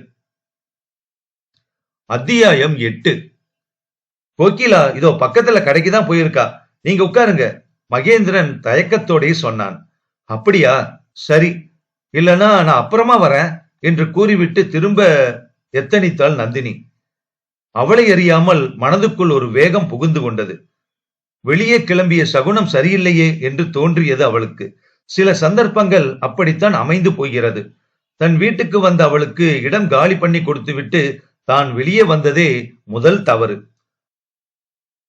அப்படி மகேந்திரன் அவன் வந்து எதிரே நிற்பான் என்று அவள் சற்றும் எதிர்பார்க்கவில்லை. கட்டாயம் உடனே போய்த்தான் ஆகணுமா? பார்வையை நேருக்கு நேர் வைத்துக் கொண்டு கேட்டான். அவனை அப்படி நேர்கொண்டு நிமிர்ந்து காண முடியாமல் தவித்தாள் நந்தினி. சரியாக வந்து மாட்டிக்கொண்டோம் என்று தோன்றியது அவளுக்கு. ஆனாலும் எது தன்னை தடுத்து நிறுத்துகிறது என்று அவளுக்கு தெரியவில்லை. மோகனையும் சரோஜாவையும் தவிர்ப்பதற்காக அத்தனை வேகமாக வீட்டை விட்டு வெளியேறிய தனக்கு இங்கு கால்கள் ஏன் தேங்குகின்றன? அங்கே நிற்கும் கணங்கள் ஒரு ஆணுடன் கூடிய தனிமை என்றாலும் கூட எதுவோ தனக்கு பாதுகாப்பாய் இருப்பது போல் தன் மனம் உள்ளார்ந்து உணர்வதை அவளால் யூகிக்க முடிந்தது. மகேந்திரன் பண்பாளன். அவனால் எந்த பெண்ணுக்கும் எந்த சமயத்திலும் எந்த சூழ்நிலையிலும் கிஞ்சித்தும் ஆபத்து வருவதற்கில்லை. அந்த அத்தியந்த நம்பிக்கைதான் தன்னை அங்கே நிறுத்தி வைத்திருக்கிறதோ என்னவோ தோன்ற வாசலில் முதல் தடுப்பில் போடப்பட்டிருந்த நாற்காலியில் அமர்ந்தாள் நந்தினி. தெருவில் பளீரென ஒளியை பரப்பிக் கொண்டிருந்த கம்பத்தின் நிழல், அதற்கு பின்னால் ஒரு வீட்டின் மாடிப்பகுதியில் எரிந்த விளக்கு வெளிச்சத்தின் மூலம் நேர் செங்குத்தாக இங்கே நிழலாய் நீண்டிருந்தது. அந்த நிழலில் தன் முகத்தை தான் மறைத்துக் கொள்ள எத்தனிக்கிறோமோ என்கிற சந்தேகத்துடனேயே அதை தவிர்க்க முடியாமல் செய்து கொண்டிருந்தாள் நந்தினி. ஆளில்லாத வீட்டில் உள்ளே நுழைந்து அமர்ந்து கொள்ள அவள் மனம் இடம் கொடுக்கவில்லை. சட்டென்று கண்ணில் பட்ட அந்த நாற்காலியில் தான் உட்கார்ந்து விட்டது அதுவரை அங்கே அமர்ந்திருந்த மகேந்திரனை வெளியே நிற்க வைத்திருந்தது. ஒரு மூன்றாம் மனிதனோடு தனிமையில் அப்படி வீட்டுக்குள் சென்று உட்கார இவள் மனம் ஒப்பவில்லைதான். அதில் இருந்து தப்பிப்பதற்காக அவள் புத்தி செய்த உபாயம் இது. இதை உணர்ந்து கொண்டானோ என்னவோ அவன் மட்டும் தனியே உள்ளே செல்வதற்கு தயங்கி கோகிலாவை எதிர்பார்ப்பது போலவோ அல்லது யாராவது தெரிந்தவர்கள் வந்தால் அவர்களோடு பேசி கொஞ்ச நேரத்தை செலவழிக்கலாமே என்கிற நோக்கத்திலோ வாசலில் அங்கும் இங்குமாக நடந்து கொண்டிருந்தான் மகேந்திரன். எந்த சந்தர்ப்பத்தில் எல்லாம் அவனை சந்திக்க நேர்கிறதோ அங்கெல்லாம் அப்பொழுதெல்லாம் அவனை தவிர்த்தே வந்திருக்கிறாள் அவள். அப்படியான எந்த சமயத்திலும் அவன் அத்துமீறி எப்பொழுதும் நடந்து கொண்டதில்லை. மகேந்திரனிடம் இன்று வரை ஒரு வார்த்தை ஒழுக்க குறைவாக வெளிப்பட்டு அவள் கேட்டதும் இல்லை, கேள்விப்பட்டதும் இல்லை. தன்னை இழிவுபடுத்துகிறாள் என்பதாக அவன் நினைத்ததில்லை, கோபம் கொண்டதில்லை. அந்த நேரத்தில் ஏற்படும் படபடப்பில் வார்த்தைகளை பிளறவிட்டதில்லை. எந்த சந்தர்ப்பத்திலும் தன்னை இழந்துவிடக் கூடாது என்பதில் அவன் பிடிவாதமாக இருக்கிறான் என்பதை நன்கு புரிந்து கொண்டிருந்தாள் நந்தினி. அவள் அவனை அலட்சியப்படுத்திய பல சமயங்களில் ஒன்றில் கூட அவன் தன் நிலை தவறியதில்லை. அதுதான் அவனிடம் ஈர்த்த விஷயமாக இருக்கிறது இவளுக்கு இன்று வரை. என்ன பிடிக்கலன்னு நீங்க சொன்னதுல எனக்கு கொஞ்சமும் உங்க மேல கோபம் இல்ல. அதுக்காக அத்தோட நாம பழகிறத கூட தப்பா நினைச்சுக்க நான் தயாரில்ல. ஒரே ஆபீஸ்ல வேலை பார்க்கறோங்கிற பழக்கத்துல ஒருத்தர் நல்லா புரிஞ்சுகிட்டு இருப்போங்கிற தைரியத்துல, நம்பிக்கையில தான் நான் உங்களை அணுகுனேன். ஜாடையா உங்ககிட்ட இத நான் முன்வைத்த போது நீங்க பதில் எதுவும் சொல்லாட்டாலும் ஒரு மென்மையான புன்னகைய அந்த நேரத்துல வழங்கினதுனாலதான் அடுத்த அடி எடுத்து வச்சேன் நான். இல்லைன்னா அப்படி எங்க அப்பாவை கொண்டு பெண்ணு கேட்க வர சொல்லி இருக்க மாட்டேன். கொஞ்சம் அவசரப்பட்டுட்ட விஷயம்தான் அது. அது உங்க மேல ஏற்பட்ட ஈர்ப்புன்னு பிற்பாடுதான் நான் உணர்ந்தேன். உங்க முறைப்பையன் மேல நீங்க இவ்வளவு அன்பு வச்சிருக்கிறது பத்தி எனக்கு ரொம்ப சந்தோஷம். இளம் பிராயத்திலிருந்து அதை வளர்த்துக்கிட்டு வந்திருக்கீங்கிற விஷயத்த அன்னைக்கே நீங்க வெளிப்படையா என்கிட்ட சொல்லி இருக்கலாம். சரி, அதுல ஒண்ணும் தப்பில்லையே. இத்தனை காலம் ஆபீஸ்ல பழகி இருந்தும் அதை சொல்ல நீங்க தயங்கினதுதான் ஏன்னு எனக்கு இன்னும் புரியல. யார் யாருக்கு எங்க முடிச்சு போட்டிருக்கோ அங்கதான் சேரும். அதுல எந்த மாற்றமும் இல்ல. இல்லன்னா இன்னைக்கு எனக்குள்ள உண்டு. அவ அழகு முன்னால என்னோட சுமாரான பர்சனாலிட்டி தோத்துதான் போகும். ஆனா ஒண்ணு, பெண்கள் அழகுன்னு நினைக்கிறது வெளிப்படையா தெரியற உடலமைப்பு மட்டும் வச்சு இல்லைன்னு அவகிட்ட நான் புரிஞ்சுக்கிட்டேன். அதுக்கு மேலையும் அவளுக்கு சில தீர்மானங்கள் இருந்திருக்கு. வாழ்க்கைங்கிற வட்டத்துக்குள்ள ரொம்ப ஜாக்கிரதையா அடியெடுத்து வைக்கிறவ அவன்னு நான் வந்ததுமே அவளை பத்தி புரிஞ்சுக்கிட்டேன். அவளோட பக்குவம் தான் எங்களோட அன்றாட வாழ்க்கைய சந்தோஷமா வச்சிருக்கன்னு சொல்லணும். தான் தவறவிட்ட பந்தை எட்டி மலார் என்று பிடித்து விட்டாலோ கோகிலா என்று கூட ஆரம்பத்தில் ஒரு எண்ணம் தோன்றியது நந்தினிக்கு. அது அவளுக்கு திருமணம் நிச்சயித்திருந்த நேரம். அப்பொழுதுதான் ரங்கநாதன் தன் தொழில் நிமித்தம் ஒரு வியாபாரிகள் சங்க கூட்டத்திற்கு என்று திருச்சிக்கு சென்று வந்தார். அங்கேதான் அவர் மோகனை சற்று வித்தியாசமான நோக்கில் கல்லணையில் வைத்து பார்த்துவிட நேர்ந்தது. அவர் பார்த்தது அவனுக்கு தெரியாதுதான். ஆனால் அவன்தானா என்று அங்கு வைத்து உறுதி செய்ய முடியாத ரங்கநாதன் அன்று இரவு அவர் தங்கியிருந்த லாட்ஜுக்கே அவனும் வந்தபோதுதான் திடுக்கிட்டு போனார். வாசலில் விசாரணை பிரிவில் ஜாடை மாடியாக கேட்டும் பார்த்தார். அவர்கள் சொன்ன விவரம் ஒன்றும் அவர் மண்டைக்குள் சரியாக ஏறவில்லை. ஆனாலும் அவன்தான் என்பதை உறுதி செய்து கொள்ள நேர்ந்த அந்த சந்தர்ப்பம்தான் மலைக்கோட்டை பிள்ளையாரே தனக்கு உதவுவதற்கென்றே தன்னை இன்று வரவழைத்திருக்கிறார் என்று நினைத்து உருகி போனார். ஆனால் விதி யாரை விட்டது? அவள்தான் அவனைத்தான் கட்டுவேன் என்று ஒற்றை காலில் தவம் செய்கிறாளே. சின்ன வயதில் முடிச்சு போட்ட எத்தனையோ கல்யாணங்கள் அத்தனையும் வயசு காலத்தில் காலப்போக்கில் எல்லா குடும்பங்களிலும் சொன்ன சொல் தவறாமல் அப்படியேவா நடந்தேறியிருக்கின்றன. கண்ணுக்கு கண்ணாக ஒரே பெண்ணை வைத்துக்கொண்டு கண்ணை இமை காப்பது போல வளர்த்தெடுத்து இப்படி ஒழுங்கில்லாத ஒருவனுக்கா கொண்டு கொடுக்க வேண்டும்? வயிறெறியத்தான் செய்தது ரங்கநாதனுக்கு. அப்படி ஒன்றும் பயப்பட தேவையில்லை என்கிறதே இந்த பெண். தனது முடிவு சரியில்லை என்றளவா சொல்கிறாள்? 4 பெண்களோடு சேர்த்து பார்த்தாலே இப்படியா சந்தேகப்படுவது என்றல்லவா கேட்கிறாள் என் மகள். அவள் கேட்பதிலும் ஏதாவது உண்மை பொதிந்ததானே இருக்கிறது. மோகனின் எந்த நல்ல பழக்கம் அவளை இப்படி கட்டி போட்டிருக்கிறது?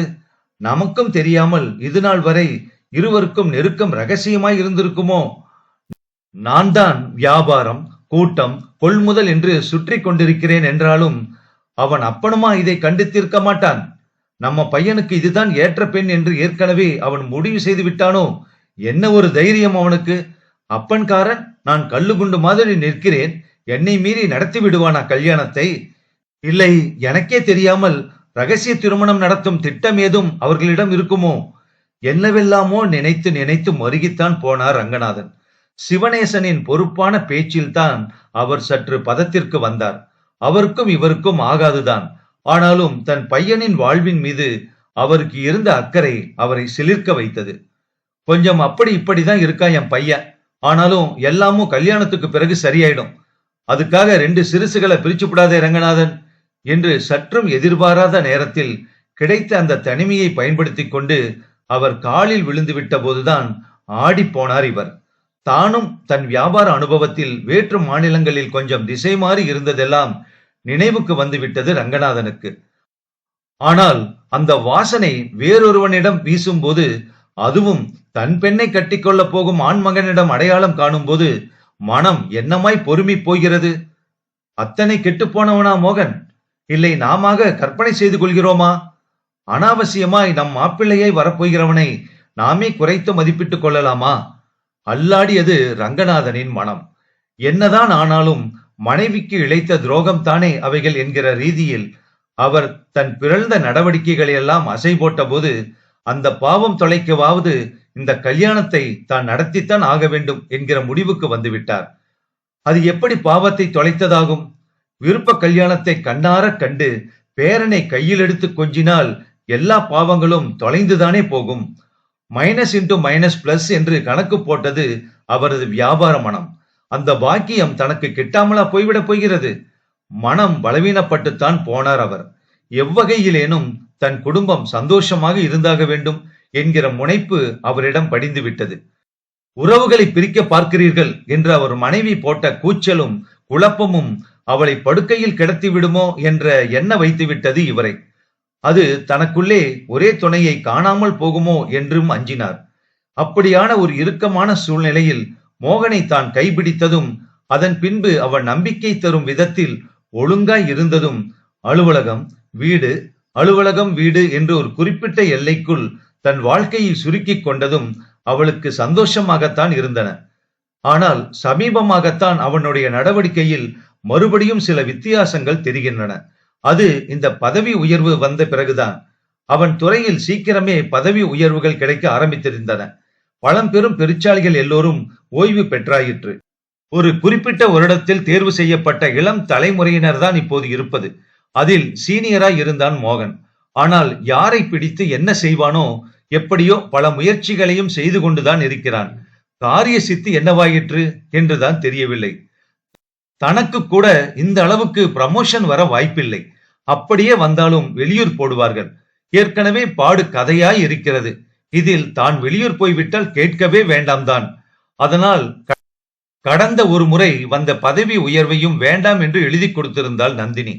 பேசாமல் உள்ளூரோடு ஒண்டி கிடந்தால் போதும் என்று இருந்தது அவளுக்கு. வெளியூர் போயெல்லாம் ஹாஸ்டலில் தங்கிக் கொண்டு கேன்டீனில் சாப்பிட்டு அல்லது தனியே சமைத்து சாப்பிட்டுக் கொண்டு தன்னால் இருக்க முடியாது. எதற்கு இந்த கஷ்டம்? 300 அல்லது 400 ரூபாய் கூட கிடைக்கப் போகிறது. பெரிதாக அள்ளியா கொடுத்து விட போகிறார்கள். அதற்கு எதற்கு இந்த பாடு? ஆண்களுக்கு அது பொருந்தும். பதவி உயர்வினை வேண்டாம் என்று சொல்வது அழகல் அவர்களுக்கு. அப்படியும் பலரும் மறுத்துத்தான் இருக்கிறார்கள். ஆண்களே மறுக்கும் போது, குடும்பம் என்று கிடக்கும் போது பெண்ணான தான் எல்லாவற்றையும் உதறிவிட்டு எப்படி வெளியூர் போவது? ஆனால் மோகனும் அப்படி போகாததும், உள்ளூருக்கே பணி வாங்கி கொண்டு வந்துவிட்டதும் சாமர்த்தியான ஆள்தான். அவனுக்கு ஆள் பழக்கம் அதிகம். எங்கேயும் போய் எதையும் உருட்டி புரட்டி காரியத்தை சாதித்துக் கொண்டு வந்து விடுவான். அடுத்த பதவி உயர்வு சீக்கிரத்திலேயே வந்துவிடும் என்று சொல்கிறான். Supervisor rank. என்ன செய்ய போகிறானோ தெரியவில்லை. ஆனால் ஒன்று, அதே சாமர்த்தியத்தை மனைவிக்காக பயன்படுத்தக்கூடாதா? கேட்டுத்தான் பார்த்தாள் நந்தினி. உங்க ஆபீஸ் பத்தியெல்லாம் எனக்கு தெரியாது, ஆட்பழக்கம் இல்ல, அதெல்லாம் ரொம்ப கஷ்டம் என்று சுருக்கமாய் மறுத்துவிட்டான் மோகன். ஒருவேளை தான் பதவி உயர்வில் வெளியூர் போகிறேன் என்றால் சரி என்று விட்டிருப்பானோ? நல்ல வேளை, அந்த புத்தி மாறி போயிற்று தனக்கு. கடவுளாய் பார்த்து தன் வாழ்க்கையை நிலைப்படுத்தி இருக்கிறார். வெளியூர் என்று போய்விட இவன் மீண்டும் தன் லீலைகளை ஆரம்பித்து விட்டான் என்றால் தன் வாழ்க்கை சிதைந்தல்லவா போகும். இப்போதும் தான் முழுமையான வாழ்க்கையா வாழ்ந்து கொண்டிருக்கிறேன். துக்கத்தோடு தானே என்னுடைய நாட்கள் கழிகின்றன. இன்னொரு வீட்டில் உட்கார்ந்து கொண்டு இப்படி மனசு அலைக்கழிக்கப்படுவது கண்டு அவள் மனம் வெட்கி குறுகி போனது. தன் நம்பிக்கைகள், அன்பு, தாபம் எல்லாமும் வெறும் கனவாகி போகுமோ? என்னென்னவோ தோன்றி மனதை பிசைய ஆரம்பித்தது நந்தினிக்கு. அதே சமயம் வாசலில் ஆட்டோ வந்து நிற்க, அதிலிருந்து கோகிலா இறங்கி இவளை நோக்கி சாரிடி சாரிடி சாரிடி என்று 100 முறை வருத்தம் தெரிவித்துக் கொண்டு பரபரப்பாக உள்ளே நுழைந்த போது அதுவரை இருந்த கலங்கிய மனநிலையெல்லாம் விலகி போக சந்தோஷமாய் அவளை எட்டி பிடித்து கைகளை வாங்கி மார்பில் இறுக்கிக் கொண்டாள் நந்தினி. நீங்க 2 பேரும் பேசிட்டு இருங்க, இதோ வந்துறேன் என்று அவர்களின் தனிமையை மதித்து வெளியேறினான் மகேந்திரன். அது அவன் பண்பாட்டின் உச்சம் என்றுதான் அந்த நேரத்தில் நந்தினிக்கு தோன்றியது. பகுதி 3, அத்தியாயம் 9. ரங்கநாதன் பதட்டமாயிருந்தார். தன் மாப்பிள்ளையின் பழக்க வழக்கங்கள் இன்னும் மாறவில்லையே என்று அவர் மனம் மிகவும் வருந்தியது. பிடிவாதமாக அவனை கைப்பிடித்த தன் அருமை பெண் நந்தினி தன் வாழ்க்கையை கோட்டை விட்டுவிட்டு வாளாவெட்டியாய் நின்று விடுவாளோ என்று பயந்தார். வழக்கமாய் சனிக்கிழமை கோயிலுக்கு போகும் பழக்கம் உள்ள அவர் அங்கு மோகனை இன்னொரு பெண்ணுடன் நெருக்கமாய் பார்த்தது முதல் நிலை கொள்ளாமல் தவித்தார். ஏற்கனவே மன அழுத்தத்துடன் நிம்மதியில்லாமல் திரிந்து கொண்டிருக்கும் தனக்கு இதுவும் வேண்டும், இன்னமும் வேண்டும் என்றுதான் தோன்றியது. அந்த காட்சி அவரது இரத்த அழுத்தத்தை அதிகப்படுத்தியது. அவரது வியாபாரத்தில் எத்தனையோ எதிரிகளை சந்தித்திருக்கிறார் அவர். முளையிலேயே கிள்ளி எறிவதுதான் அவரது பழக்கமாய் இருந்திருக்கிறது. மண்டியிட்டால் அரவணைத்து ஆதரவளித்து தனக்கு நிகராக வைத்து அழகு பார்ப்பது அவரது வழக்கம். தனது அத்தனை வருஷ வியாபார அனுபவத்தில் தான் கற்ற வித்தையெல்லாம் முனை மழுங்கி அங்கே செயலற்று நிற்பது போல் உணர்ந்தார். எந்த வித்தையுமே வேகத்தையுமே இதில் காட்டிவிட முடியாது. கட்டி கொடுத்தாயிற்று பெண்ணை, அதற்கு முன்னால் என்றாலும் பரவாயில்லை. இப்போது லகான் அவன் கையில். தன் பெண்ணை வாழ வைப்பதும் உதறி விடுவதும் அவன் கையில் உள்ளது. உணர்ச்சி வசப்பட்டு புண்ணியமில்லை. மிக நிதானமாக அணுக வேண்டிய விஷயம் இது. எப்படி தன்னிடம் இத்தனை அமைதி வந்தது என்று அவருக்கே வியப்பாகத்தான் இருந்தது. கண்ணுக்கு முன்னால் இன்னொரு பெண்ணுடன் சகஜமாக கையை கோர்த்து கொண்டு தன் மாப்பிள்ளை, அவனை மாப்பிள்ளை என்று சொல்லிக் கொள்வதில் இன்னும் அவருக்கு முரணாக எண்ணம் எழவில்லை. நன்றாக யோசித்து பார்த்தால் இப்படி அங்கும் இங்கும் அறிமுகமற்ற பெண்களோடு அவன் சுற்றுவதைத்தான் கண்கூடாக பார்த்திருக்கிறார் அவர். வேறு அசிங்கமான சூழலில் அவர் அவனை கண்டதில்லைதான். இன்னும் அதை வேறு காண வேண்டுமா என்று அவர் மனம் பதறியது. அப்படி முற்றிலுமாக ஒழுக்கமற்றவனாக தன் மாப்பிள்ளையை நினைத்து பார்க்க அவர் மனம் கூசியது. தன் பெண் அருகே நிற்கும் ஆடவன் நெருப்பை போல் இருக்க வேண்டும் என்று அவர் விரும்பினார். அவளை கட்டி காக்கும், அன்பை பொழியும் இரட்சகனாக விளங்க வேண்டும் என்று அவர் எதிர்பார்த்தார். ஒரு தந்தையின் ஸ்தானத்தில் இருந்து இந்த எதிர்பார்ப்பு ஒன்றும் அவருக்கு தவறு என்றோ அதீத எதிர்பார்ப்பு என்றோ தோன்றவில்லை. ஒவ்வொரு முறையும் அவர் அவனை காண நேர்ந்த சந்தர்ப்பங்களில் அவன் கண்ணுக்கு மறைவாகவே தன்னை வைத்துக் கொண்டிருக்கிறார். அது அவனை கண்காணிக்கும் போக்குதான். அதே சமயத்தில் அவன் மீது முழுமையாக சந்தேகப்பட்டு தான் எல்லையை தாண்டி விடுவோமோ என்கிற பயமும் இருந்தது அவருக்கு. நேருக்கு நேர் சந்தித்து விட போக படபடப்பில் உணர்ச்சி மேலீட்டில் தான் வார்த்தைகளை கொட்டிவிட்டு அதுவே தன் பெண்ணின் வாழ்க்கைக்கு உலை வைத்து விட்டதாகிவிடக் கூடும் என்று பயந்தார் அவர். சமூகத்தில் எல்லா தந்தைகளின் பயமாகவும் இது இருக்கிறதுதான். அதற்காகத்தான் உறவுகளில் நன்றாக அறிமுகமான குண விசேஷங்கள் அறிந்த ஒன்றுக்குள் ஒன்று என்றான வரிசையில் வாழ்க்கை முடிச்சுகளை பின்னிவிட வேண்டியது இருக்கிறது. அப்படியான முடிவுக்குத்தான் தன்னைத்தானே கொண்டு வந்து நிறுத்தி கொண்டு இந்த உறவுக்கு அவர் சம்மதித்தார். அதை விட்டுவிட்டு மோகனின் தந்தை சிவனேசனுடன் அனாவசியமாய் முறைத்து கொண்டு திரிவதில் அவருக்கொன்றும் விருப்பமில்லைதான். முதல் முறையாக அவர்கள் இருவரும் சந்தித்துக் கொண்ட போது எழுந்த கோபதாபங்களுக்கு அர்த்தமில்லை என்பது படிப்படியாக அவருக்கு புரிய ஆரம்பித்திருந்தது. இரு தரப்பிலும் பெண்ணும் பையனும் மிகவும் நெருக்கமாக விரும்புகிறார்கள் என்கிற மாதிரியான நினைப்பு இருந்தது. தன் அருமை மகள் மோகனை ஆத்மார்த்தமாக நேசிப்பதை ரங்கநாதன் அறிவார்தான். சின்ன வயதில் இருந்தே அவர்களை அப்படி பழக்கப்படுத்தியாயிற்று. குழந்தைகள் தானே என்று விட்டும் ஆயிற்று. ஆனால் மனதுக்குள் இப்படி ஒரு செடி வளர்ந்து வேர் விட்டிருக்கும் என்று அவர் நினைக்கவில்லை, எதிர்பார்க்கவே இல்லை. எத்தனையோ குடும்பங்களில் இளம் பிராயத்தில் பெரியவர்களுக்குள் இருக்கும் அன்பிலும் அரவணைப்பிலும் வார்த்தையாடல்களும் எழுதப்படாத ஒப்பந்தங்களும் தோன்றிவிடுவதுதான். இது சகஜமான ஒன்றுதான். அந்த அளவுக்கான பரஸ்பர நம்பிக்கைகள் ஆழமாய் வேரூன்றி இருந்த காலம் அது. பின்னர் படிப்படியாக அந்த விழுமியங்கள் குலைந்து போக ஆரம்பித்து விட்டன. தலைமுறை இடைவெளியில் பெற்றோர் செய்வதறியாது தங்கள் முடிவுகளை மாற்றிக்கொள்ள வேண்டிய கட்டாயங்கள் எழுந்தன. உத்தியோகம், அந்தஸ்து, வாழ்க்கை வசதிகள் என்ற கண்ணோட்டங்கள் அதீதமாக மாறிப்போய் வாழ்க்கையின் ஆதாரம் பணம் மட்டும்தான். அது இருந்தால் என்ன வேண்டுமானாலும் செய்து கொள்ளலாம், எதை வேண்டுமானாலும் விலைக்கு வாங்கிவிடலாம் என்கிற முனைப்பு இளம் தலைமுறையினரிடம் படிந்து போய்விட அவர்களின் எதிர்பார்ப்புக்கு வழிவிட்டு மூத்த தலைமுறையினர் விலகி நின்று வேடிக்கை பார்க்க வேண்டிய கட்டாயம் எழுந்துவிட்டது. ஆனாலும் ஆயிரங்காலத்து பயிர் என்கிற இந்த திருமண பந்தங்களில் அவர்களின் வாழ்க்கையை செம்மையாய் அமைத்துக் கொடுப்பதில் தங்களின் கடமைகள் முற்றிலுமாக இன்னும் விலகி கை நழுவி போய்விடவில்லை என்பதை மூத்த தலைமுறையினர் உணர்ந்துதான் ஜாக்கிரதையாய் செயல்பட வேண்டியதாய் இருக்கிறது. என்னதான் கவனமாய் இருந்தாலும் பல விஷயங்கள் திருமணத்திற்கு பின்னர் தான் தெரிய வருகிறது. இரு தரப்பிலுமே இருக்கும் பிடிவாதங்களில் எங்கே முறிந்து போகுமோ என்று பதறி நின்று வேடிக்கை பார்க்க வேண்டியதிருக்கிறது. அவசரப்பட்டு வார்த்தைகளை கொட்டி நம்மால் கெட்டது என்று வந்துவிடக்கூடாதே என்று கண்காணாத தெய்வத்தை சதா சர்வ காலமும் வணங்கி மண்டியிட வேண்டியிருக்கிறது. இப்படியான நடைமுறைகளில்தான் பெரியவர்கள் சோர்ந்து நிற்கிறார்கள், அமைதி காக்கிறார்கள். ஒரு விஷயத்தை வாய்விட்டு சொல்லிவிடுவதை விட தானாகவே சரியாகட்டும் என்று மனதளவில் ஒத்தி போடுகிறார்கள். காலத்தின் கட்டாயமாக இவைகளை உணர வேண்டியிருக்கிறது. இப்போது அப்படியான மனநிலையில்தான் ரங்கநாதனும் தன்னை வெகுவாக பதப்படுத்தி கொண்டிருந்தார். அவர் தன் கோபத்தை காண்பிக்கும் இடம், தன் உணர்ச்சிகளுக்கு வடிகாலாய் உணரும் இடம் அவர் மனைவி மட்டும்தான். அவள்தான் என்ன சொன்னாலும் பதிலுக்கு பதில் எதையாவது சொல்லி மனதை ஒரு நிலைக்கு கொண்டு வந்து விடுகிறாள், அல்லது அதுவாகவே வேகம் குறைந்து மங்கி மடிந்து போகிறது. இப்போது அப்படித்தான் அவர் தன் மனைவியிடம் கத்திக் கொண்டிருந்தார். நல்லதை எடுத்து சொல்லி பொண்ணை வழிக்கு கொண்டு வர துப்பில்ல, என்கிட்ட வந்து கத்தறீங்களே என்று மனைவி பங்கஜம் தன்னை சாடிய போது செய்வதறியாது வாயடைத்து போனது அவருக்கு. கைமீறி போன பெண் என்பது பங்கஜத்தின் கணக்கு. விதி போல ஆகட்டும் என்று விட்டுவிட்டு அவள் பெண்ணை தண்ணீர் தெளித்தது போல் இருந்து விட்டாள். அந்த அளவுக்கான விலகல் மனநிலை தனக்கு இல்லைதான். அது அபூர்வமாய் சிலருக்குத்தான் வாய்க்கிறது. நடக்கிறது தான் நடக்கும். நாம எத்தனைதான் தலைகீழ நின்னாலும் அவ தலைவிதி அங்கதானு போட்டிருந்துச்சுன்னா அதை யார் என்ன பண்ண முடியும்? பேசாம விடுங்க. அவன் பழக்க வழக்கம் சரியில்லைன்னா தெரிஞ்சே தலைய கொடுத்திருக்கானா அவளுக்கு அவன் மேல நம்பிக்கை இருக்குன்னு அர்த்தம். எப்படியும் சரி பண்ணிக்குவா. இந்த ஊர்ல தானே இருக்க போறாங்க, பாத்துக்குவோம் என்றால் சமாதானமாக. பார்த்துக்கிடுவோம்னா என்னடி அர்த்தம்? வெறுமே வேடிக்கை பார்க்கறதுக்கா நாம இருக்கோம்? அவங்க குடும்பம் நடத்துற அழக கண்ணார கண்டு ரசிக்கவும் பேர பிள்ளைங்களை வாரி எடுத்து கொஞ்சவும் தானே உயிரை கையில புடிச்சுக்கிட்டு வாழ்ந்துட்டு இருக்கோம்.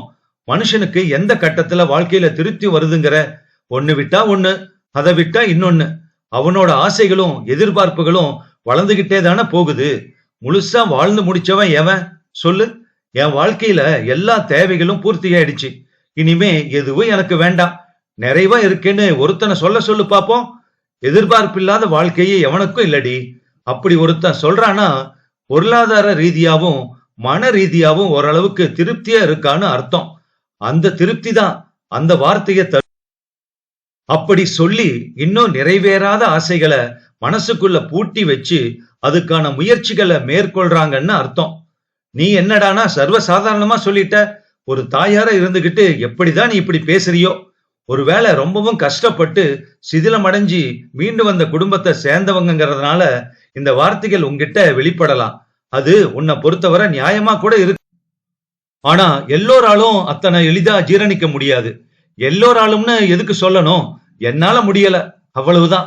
வீட்டுக்குள்ளேயே அடைஞ்சு கிடக்கிற உனக்கு வேற எதுவும் விரிவா தெரிய வாய்ப்பில்லை. ஏன்னா புத்தகங்கள் படிக்கிற பழக்கமோ டிவி பாக்குற பழக்கமோ உனக்கு இல்ல. சதா வீட்டு வேலை, அதை விட்டா பூஜை புனஸ்காரம், இது ரெண்டு தான் உன்னோட உலகம். அது சரிதான்னா கூட நீ சதா வேண்டுற அந்த கடவுள் தான் உன்னோட விகல்பம் இல்லாத மனசுக்கு உன்னோட பொண்ணுக்கு நல்ல வாழ்க்கைய நீட்டிச்சு கொடுக்கணும். உன் பார்வையில அவ சந்தோஷமா சௌக்கியமா வாழறத பார்த்து நீ திருப்தி அடையணும். இதத்தான் நானும் கடவுள்கிட்ட வேண்டிக்கிட்டே இருக்கேன். உனக்கும் உன் மனசுக்கும் சேர்த்தே வேண்டிக்கிறேன்னு வச்சுக்கையே. அப்படி வழக்கமா போகிற பழக்கத்தாலதான் இன்னைக்கும் கோயிலுக்குள்ள நுழைஞ்சேன். அங்க இந்த கன்றாவி கண்ணுல பட்டுடுச்சு. கண்ணுல படாம இருந்தா மட்டும் பரவாயில்லன்னு கேட்காத. மனசுக்குள்ள ஓடிக்கிட்டு இருந்த சந்தேகம் கண்ணு முன்னால நிரூபணம் ஆயிட்ட போது பதட்டமாகுது இல்ல? கோயிலுக்குள்ளேயே வச்சு அசிங்கப்படுத்த முடியுமா? யோசிக்காம எதையும் பேசிட முடியுமா? நம்ம வயசு என்ன, அனுபவம் என்ன? அந்த பொண்ணு எதுக்கு வந்திருக்கோ? இந்த ஆபீஸுகள்ல இன்ஸ்பெக்ஷன் ஆடிட்டிங்னு வெளியூர்கள்ல இருந்து வருவாங்க. அவங்கள உள்ளூர் கோயில் குளம் சினிமான்னு அழைச்சிட்டு போய் காமிக்கிறது காலங்காலமான வழக்கம்தான். நானும் என் தொழில எத்தனையோ பார்த்திருக்கேன் தான். அது மாதிரி எதுவும் இருந்துச்சுன்னா, நம்ம மாப்பிள்ளைய பத்தி ஏற்கனவே நமக்கு நல்ல எண்ணம் இல்ல, அந்த கண்ணோட்டத்திலேயே பாக்குறதுனால எல்லாமும் தப்பா தானே தெரியும். அதான் நான் என்னையே காமிச்சுக்காம மறைஞ்சிட்டு வெளியேறிட்டேன். நேரே அங்க போக தான் நினைச்சேன். நம்ம பொண்ணு என்ன பண்றான்னு பார்க்கதான் மனசு தவிச்சுது. என்னவோ இங்க வந்து நின்னுட்டேன். உன்கிட்ட வந்து ஆதங்கத்தை கொட்டுனாதான் எனக்கு சரியாகுது. நான் வேற எங்க போவேன்? எனக்கு நீ உனக்கு நான். நாம் என்ன ஆம்பளை பிள்ளைய பெத்து வச்சிருக்கோம், வச்சு காப்பாத்த. இப்படியே பையன் இருந்துட்டாலும் கூட வந்து காப்பாத்துவாங்கிறது என்ன நிச்சயம்? பொறுப்பெல்லாம் அவன் தலையில சுமத்திட்டு காசி ராமேஸ்வரனும் கம்பிய நீட்டலாம்னா அந்த பகவான் தான் நமக்கு அதுக்கு கொடுத்து வைக்கலையே. காலம் சொல்ற மாதிரியா இருக்கு? தனியா இருக்கிறப்பவே எங்க அப்பா அம்மாவை கொண்டு வச்சுக்கிட்டா நம்ம சுதந்திரம் கெட்டு போயிடுமோன்னு பசங்க நினைக்கிற காலம் ஆயிடுச்சு இது. எந்த கட்டுப்பாடும் இல்லாம சுதந்திரமா ஜாலியா திரியறதான் இந்த காலத்து பசங்க பெரும்பாலும் விரும்புறாங்க. நாம தான் அந்த வரிசையிலேயே இல்லையே. அத பத்தி பேசி என்ன பயன் என்று அழுத்து கொண்டார் அவர். ஐயோ கடவுளே, போதும் போதும், உங்க புலம்பல நிறுத்துறீங்களா? ஆனாலும் உங்களுக்கு கற்பனை ஜாஸ்திங்க. வேண்டுங்கிறது வேண்டாங்கிறது இருக்கிறது இல்லாதது இப்படி எல்லாத்தையும் நினைச்சு பார்த்து உங்களை மாதிரி யாரும் குழம்ப முடியாது. உங்க பேச்ச கேட்டா நீங்க கெடுறதும் இல்லாம அடுத்தவங்க மனசையும் குழப்பி குட்டையாக்கிடுவீங்க. எனக்கு வேண்டாம்ப்பா, ஏற்கனவே உடம்பு முடியாம இருக்கேனா. இப்படி எல்லாத்தையும் இழுத்து போட்டுக்கிட்டு வசனப்பட்டா என்னால ஆகாது. இந்தாங்க வாங்க, இந்த டிஃபனை சாப்பிட்டுட்டு படுங்க, நல்லா தூங்குங்க, எல்லாம் சரியா போயிடும். மாத்திரை வச்சிருக்கீங்கல்ல, மறக்காம போட்டுக்கோங்க. மறந்துட்டு தூக்கம் வராம ராத்திரி பூராவும் புரண்டுகிட்டே என் உயிர் எடுக்காதீங்க. அவள் சொல்வதையெல்லாம் கேட்டு சிரிப்புத்தான் வந்தது ரங்கநாதனுக்கு. இத்தனை ஆண்டு கால தாம்பத்தியத்தில் இது கூட சொல்ல அவளுக்கு உரிமை இல்லையா என்ன? தன்னை அவள் அப்படியெல்லாம் சொல்லவில்லையானால்தான் அவருக்கு எதையோ இழந்தது போல் இருக்கும். கையில் தோசையை விண்டு கொண்டே சட்டினியில் அதை ஒத்தி வாயில் போட்டுக் கொண்ட போது பங்கஜத்தின் கைபாகம் அந்த சட்டினியில் கூட மிளிருவதை அப்பட்டமாய் உணர்ந்தார் அவர். அவளது கவனமும் கருத்தும் இன்றும் அதில் தெரியத்தான் செய்கிறது. தன் நாக்கு ருசி அறிந்தவள். அந்த சுறுசுறு காரமும் மென்மையான உப்பு ருசியும் மேலே தவழும் புளிப்பும் அவளைப் போல் பக்குவமாய் யாரும் ஒன்று சேர்க்க முடியாது. இதே கைபாகத்தை அவள் தன் மகளுக்கு முழுமையாக சொல்லிக் கொடுத்திருக்கிறாளா என்று ஏனோ அவருக்கு அந்த நேரத்தில் தோன்ற ஆரம்பித்தது. ஒரு ஆண் பிள்ளையை வீட்டோடு கட்டி போடும் மாயத்தில் இந்த உணவு தயாரிப்பும் முக்கிய இடத்தை வகிக்கத்தானே செய்கிறது. பாவம், அவர் மனசு அந்த நேரத்தில் தன்னிறக்கத்தோடு கசிந்து நின்று அவர் கண்களில் நிறுத்த முடியாத நீரை வரவழைத்தது. வழிந்த கண்ணீரோடு படுக்கையில் ஒரு ஆதரவற்ற அனாதை போல் தன்னை உணர்ந்து கொள்வதில் அவர் மனதுக்கு ஒரு ஆறுதல் இருந்தது. அப்படியே தன்னை மீறிய உறக்கத்தில் ஆழ்ந்து போனார் ரங்கநாதன். காலம் அவரை அப்படி ஒதுக்கிவிடுமா என்ன? அத்தியாயம் 10. நந்தினி கோகிலா வார்த்து போட்ட சப்பாத்தியை ருசி பார்த்து சாப்பிட்டு கொண்டிருந்தாள். இத்தனை நேரம் உன்னை காக்க வச்சதுக்கு நீ இன்னைக்கு இங்கதான் சாப்பிட்டுட்டு போகணும். பிடிவாதமாய் அவளை இருத்தி சாப்பிட வைத்து விட்டாள் கோகிலா. மனசு ஒரு நிலையில் இல்லாமல் தான் வந்திருப்பதை அவள் உணர்ந்து கொண்ட மாதிரி தெரியவில்லை என்பதை புரிந்து கொண்டாள் நந்தினி. அப்படியே காண்பித்துக் கொள்ளாமல் இருந்து விடுவதுதான் நல்லது என்றும் தோன்றியது. ஆனால் கோகிலா ஆரம்பித்த பேச்சு தனக்கானது என்பதை அவள் புரிந்து கொண்ட போது ஆறுதலுக்கு அவள் ஒருத்தியாவது இருக்கிறாளே என்று தோன்றியது நந்தினிக்கு.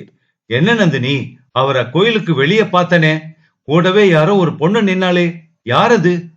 கோகிலா ஆரம்பித்த அந்த நிமிடம் அப்படி கேட்பதற்காகவே காத்து கொண்டிருந்தது போல் அத்தனையையும் கொட்டி தீர்த்து விட்டாள் நந்தினி.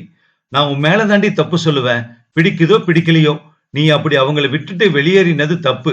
சட்டுன்னு ஒரு காப்பியையோ டீயையோ கலந்து கொடுத்துட்டு அதுல உன்னோட அதிருப்திய காமிச்சிருக்கணும். அத புரிஞ்சுக்கிட்டு அவ வெளியேறி இருக்கணும். நீ விட்டுட்டு வந்தது அவங்களுக்கு வசதியா போச்சு. இப்படி இன்னொரு ஆம்பளையோட சுத்த உனக்கு வெக்கமா இல்லையான்னு சொல்லாம கேட்டு இருக்கணும். நீ ஆபீஸ் முடிஞ்சா அவங்க வீட்டுக்கு போவாங்கன்னு தான் பாத்துருக்கோம். இப்படியா ஒரு ஆம்பளை கூட ஊர் சுத்துவாங்க? அதுவும் கல்யாணம் ஆன ஒரு ஆள் கூட? அவதான் வெக்கம் இல்லாம வர்றானா உன்னோட புருஷன் ஏன் அனுமதிக்கிறாரு? அங்கேயே கட் பண்ணிட்டு வந்துட வேண்டியதுதானே. பழைய விட்ட குறை தொட்ட குறை இன்னும் அவர்கிட்ட ஒட்டிக்கிட்டு இருக்கும் போல இருக்கு. இப்படி சொல்லிவிட்டு நந்தினியின் முகத்தை பார்த்தாள் கோகிலா.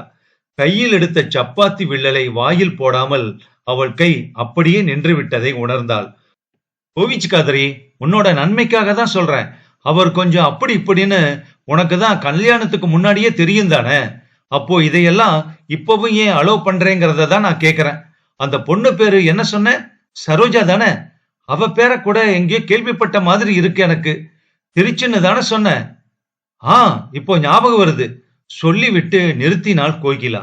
நந்தினி அப்பாவியாய் அவள் முகத்தை பார்த்து கொண்டிருந்தாள். என்ன பாக்குறதுக்கு முன்னாடி என் வீட்டுக்காரர் நிறைய பொண்ணுகளை தேடி இருக்கார் கல்யாணத்துக்கு. எதுவுமே அவருக்கு பிடிக்காம இழுத்துட்டு இருந்திருக்கு. சலிச்சு போயிருந்த ஒரு நாளைக்கு இவ ஜாதகம் கண்ணுல பட்டிருக்கு. யாரோ ஒருத்தர் அனுமார் கோயில்ல பார்த்து கொடுத்திருக்காங்க. அதுல இருந்த விவரங்களை வச்சு தொடர்பு செஞ்சு பார்த்திருக்கார் இவர். அவதான் இந்த சரோஜா. ஏற்கனவே கல்யாணம் ஆகி டைவர்ஸ் வாங்கினவளாம்.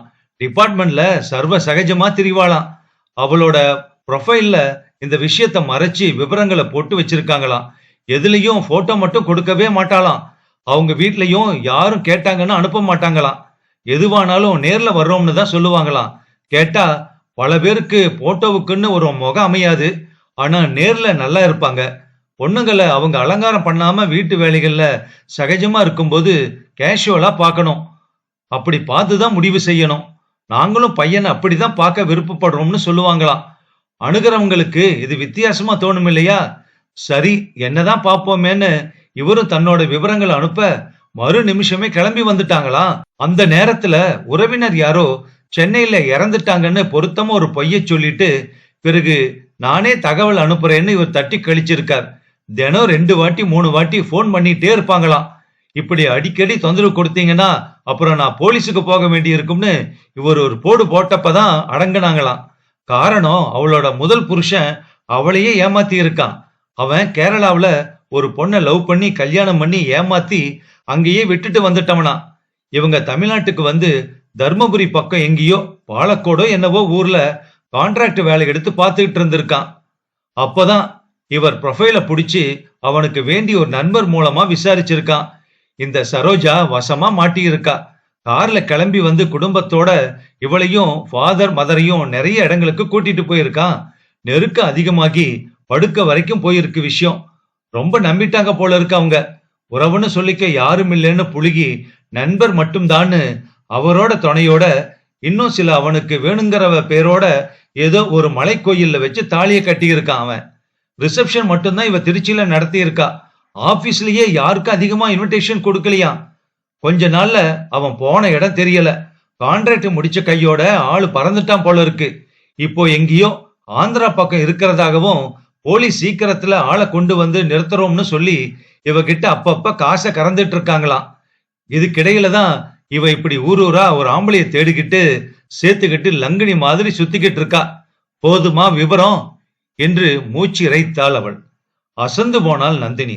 இத்தனை விவரங்களையும் இவள் எப்படி சேகரித்தாள் என்று இருந்தது அவளுக்கு. திருச்சியில் வேண்டும் ஒரு நண்பர் மூலம் இந்த மொத்த கதையையும் கறந்திருக்கிறான் மகேந்திரன் என்பதை கோகிலா சொன்னபோது எத்தனை ஜாக்கிரதையா இருந்திருக்கிறான் அவன் என்பது புரிந்தது நந்தினிக்கு. அப்படி புரிந்த அதே வேளையில் தன் கணவன் மோகன் அவளோடு சுதந்திரமாய் சுற்றுவதை எண்ணுகையில் அவள் உடம்பு நடுங்கியது. மகேந்திரன் அளவுக்கு விவரமான புத்திசாலியான ஆண் இல்லைய மோகன் என்று தோன்ற ஆரம்பித்தது. எங்கிருந்தோ வந்து திடீரென்று முளைத்த காளான் போல் நிற்கும் சரோஜாவை நினைக்க நினைக்க அவள் பூஞ்சை மனம் துக்கம் கொள்ள ஆரம்பித்தது.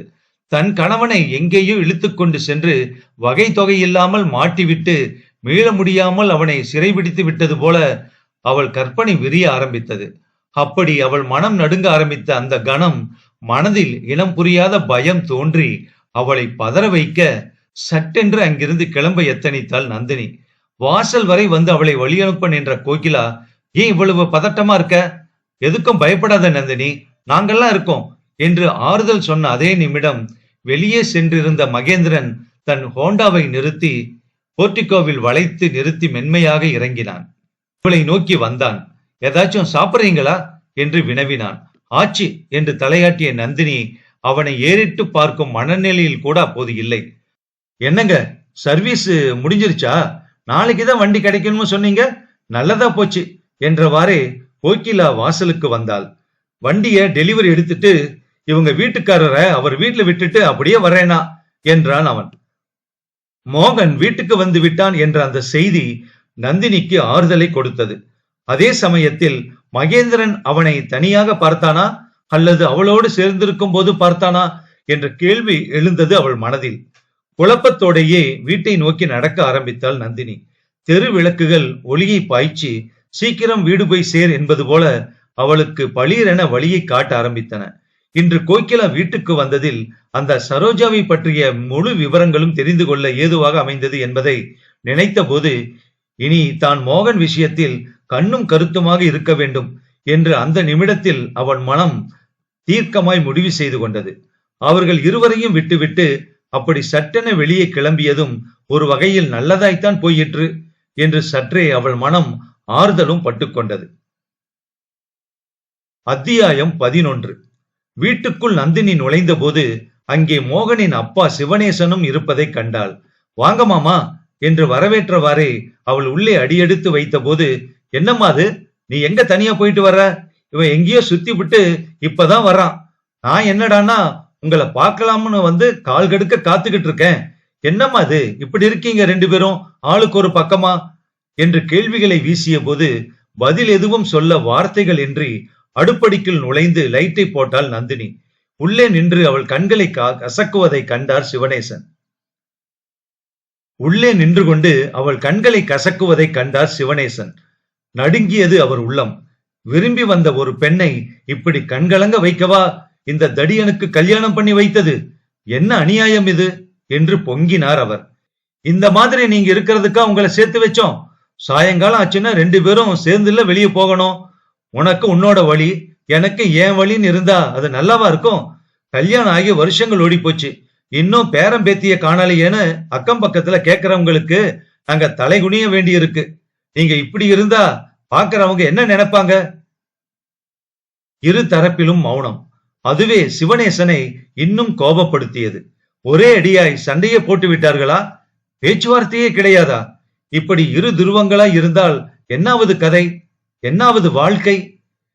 இந்த விரிசல் நீண்டால் பிறகு பிரிவில் கொண்டல்லவா விட்டுவிடும். அந்த பிரிவு நிரந்தரமானதாக மாறி போனால் கற்பனை அவர் மனதை நடுங்க வைத்தது. டேய் மோகன், இப்படி வா. சிவனேசன் போட்ட அதட்டலில் நடுங்கி போனவனாக வந்து நின்றான் மோகன். உண்மையிலேயே உண்டான நடுக்கம்தானா என்று அவனுக்கே சற்று சந்தேகமாகத்தான் இருந்தது. இளம் பிராயத்தில் அப்பாவின் கண்டிப்பு குரல் அது. அப்போது மனதில் பதிவானது. அன்று கூடவே பதிவான நடுக்கம் இது இன்று வரை அழியாமல் இருக்கிறது. இதோ பாரு மோகன், உன் கூட வளவளன்னு பேசிக்கிட்டு இருக்கிறதுக்கு நான் வரல. உங்க ரெண்டு பேருக்கும் கல்யாணம் ஆகி நாளும் பொழுதும் வெறுமனே ஓடிக்கிட்டு இருக்கு. எந்த நல்ல செய்தியும் இல்ல. நீங்க எப்படி இருக்கீங்கிறத பெரியவங்களான எங்களால யூகிக்க முடியல. ரெண்டு பேருமே சந்தோஷமா தான் இருக்கீங்கிறதுல எனக்கு சந்தேகம் வந்திருக்கு. வெளிப்படையா சொல்றேன், கல்யாணத்துக்கு முன்னாடி நீ ஒரு மாதிரி இருந்திருக்கலாம். அது இப்பவும் தொடராதுன்னு நான் நினைக்கிறேன். ஏன்னா உன்னை நம்பி ஒருத்தி இருக்கா. உன்ன மாதிரி அலைஞ்சவனுக்கு இப்படி ஒருத்தி நிச்சயம் கிடைக்க மாட்டா. உன்னை பத்தி கேள்விப்பட்டிருந்தோம், நீதான் வேணும்னு பிடிவாதமா நின்னு உன்னை கட்டிக்கிட்டவ இந்த நந்தினி. அந்த பொண்ணு மனசு கோணாம வச்சு காப்பாத்துறது உன்னோட கடமைடா. அவ கண் கலங்குனா நீ விளங்காம போயிடுவ. அவளை கண் கலங்குற அளவுக்கு விடுறது உனக்கு நல்லதில்ல. படிச்ச பையனி, பிறகு ஒரு கட்டத்துல அவன் மனசு வெறுத்துட்டான்னு வச்சுக்கோ, அப்புறம் நீ என்ன நினைச்சாலும் அவ கிடைக்க மாட்டா. நம்மளோட இருப்ப மீறி ஒரு நல்ல வாழ்க்கை நமக்கு அமைஞ்சிருக்குன்னா அது அதிர்ஷ்டம்னு நாம நினைக்க கூடாது. கடவுளோட கருணைன்னு நினைக்கணும். அதை மதிச்சு இருந்துக்க தெரியணும். அப்படி இல்லாம விட்டேத்தியே இருக்க ஆரம்பிச்சோம்னா அது நம்மள கடைசியில படுகுழியில தள்ளிடும். பெரியவங்க துணையோட உன்னோட குறைகளை எல்லாம் மறந்து உனக்கு ஒரு வாழ்க்கை அமைச்சு கொடுத்திருக்கோம். அதுதான் உண்மை. இல்லைன்னா நீ எப்படி எப்படியோ போயிருப்ப. ஏன்னா உங்க அம்மா இல்லாம போனதுல இருந்து உன்னை என்னால சரியா கவனிக்க முடியாம போச்சு. கை மீறி போனவனாகிட்ட நீ. தடுத்த போதெல்லாம் என்னையே எதிர்த்து பேசுற நிலைக்கு நீ வந்துட்ட. மனசுல பெரிய பாரமா பதிஞ்சிட்ட. உன்னை ஒரு சரியான பொண்ணுகிட்ட ஒப்படைச்சிட்டு கண்ணை மூடணும்னு நினைச்சுக்கிட்டு இருந்தேன். தெய்வமா கிடைச்சிருச்சு நம்ம நந்தினி. அதுக்காக அவங்க அப்பங்கிட்ட நான் கேட்காத வார்த்தைகள் இல்ல, அத்தனையும் பொறுத்துக்கிட்டேன். எதுக்காகடா? அந்த பொண்ணுக்காக. அவ்வளவு நம்பிக்கை வச்சிருந்தா உன் மேல அவ. உனக்காகவே மூச்சு விடுற பொண்ணு. உன்னையே சிறு பிராயம் முதல் நினைச்சு வாழ்ந்துகிட்டு இருக்கிற தங்க கலசம். அந்த கலசத்தை மாசுபடிய விட்டுடாத. நீ விளங்க மாட்டேடா, விளங்கவே மாட்ட.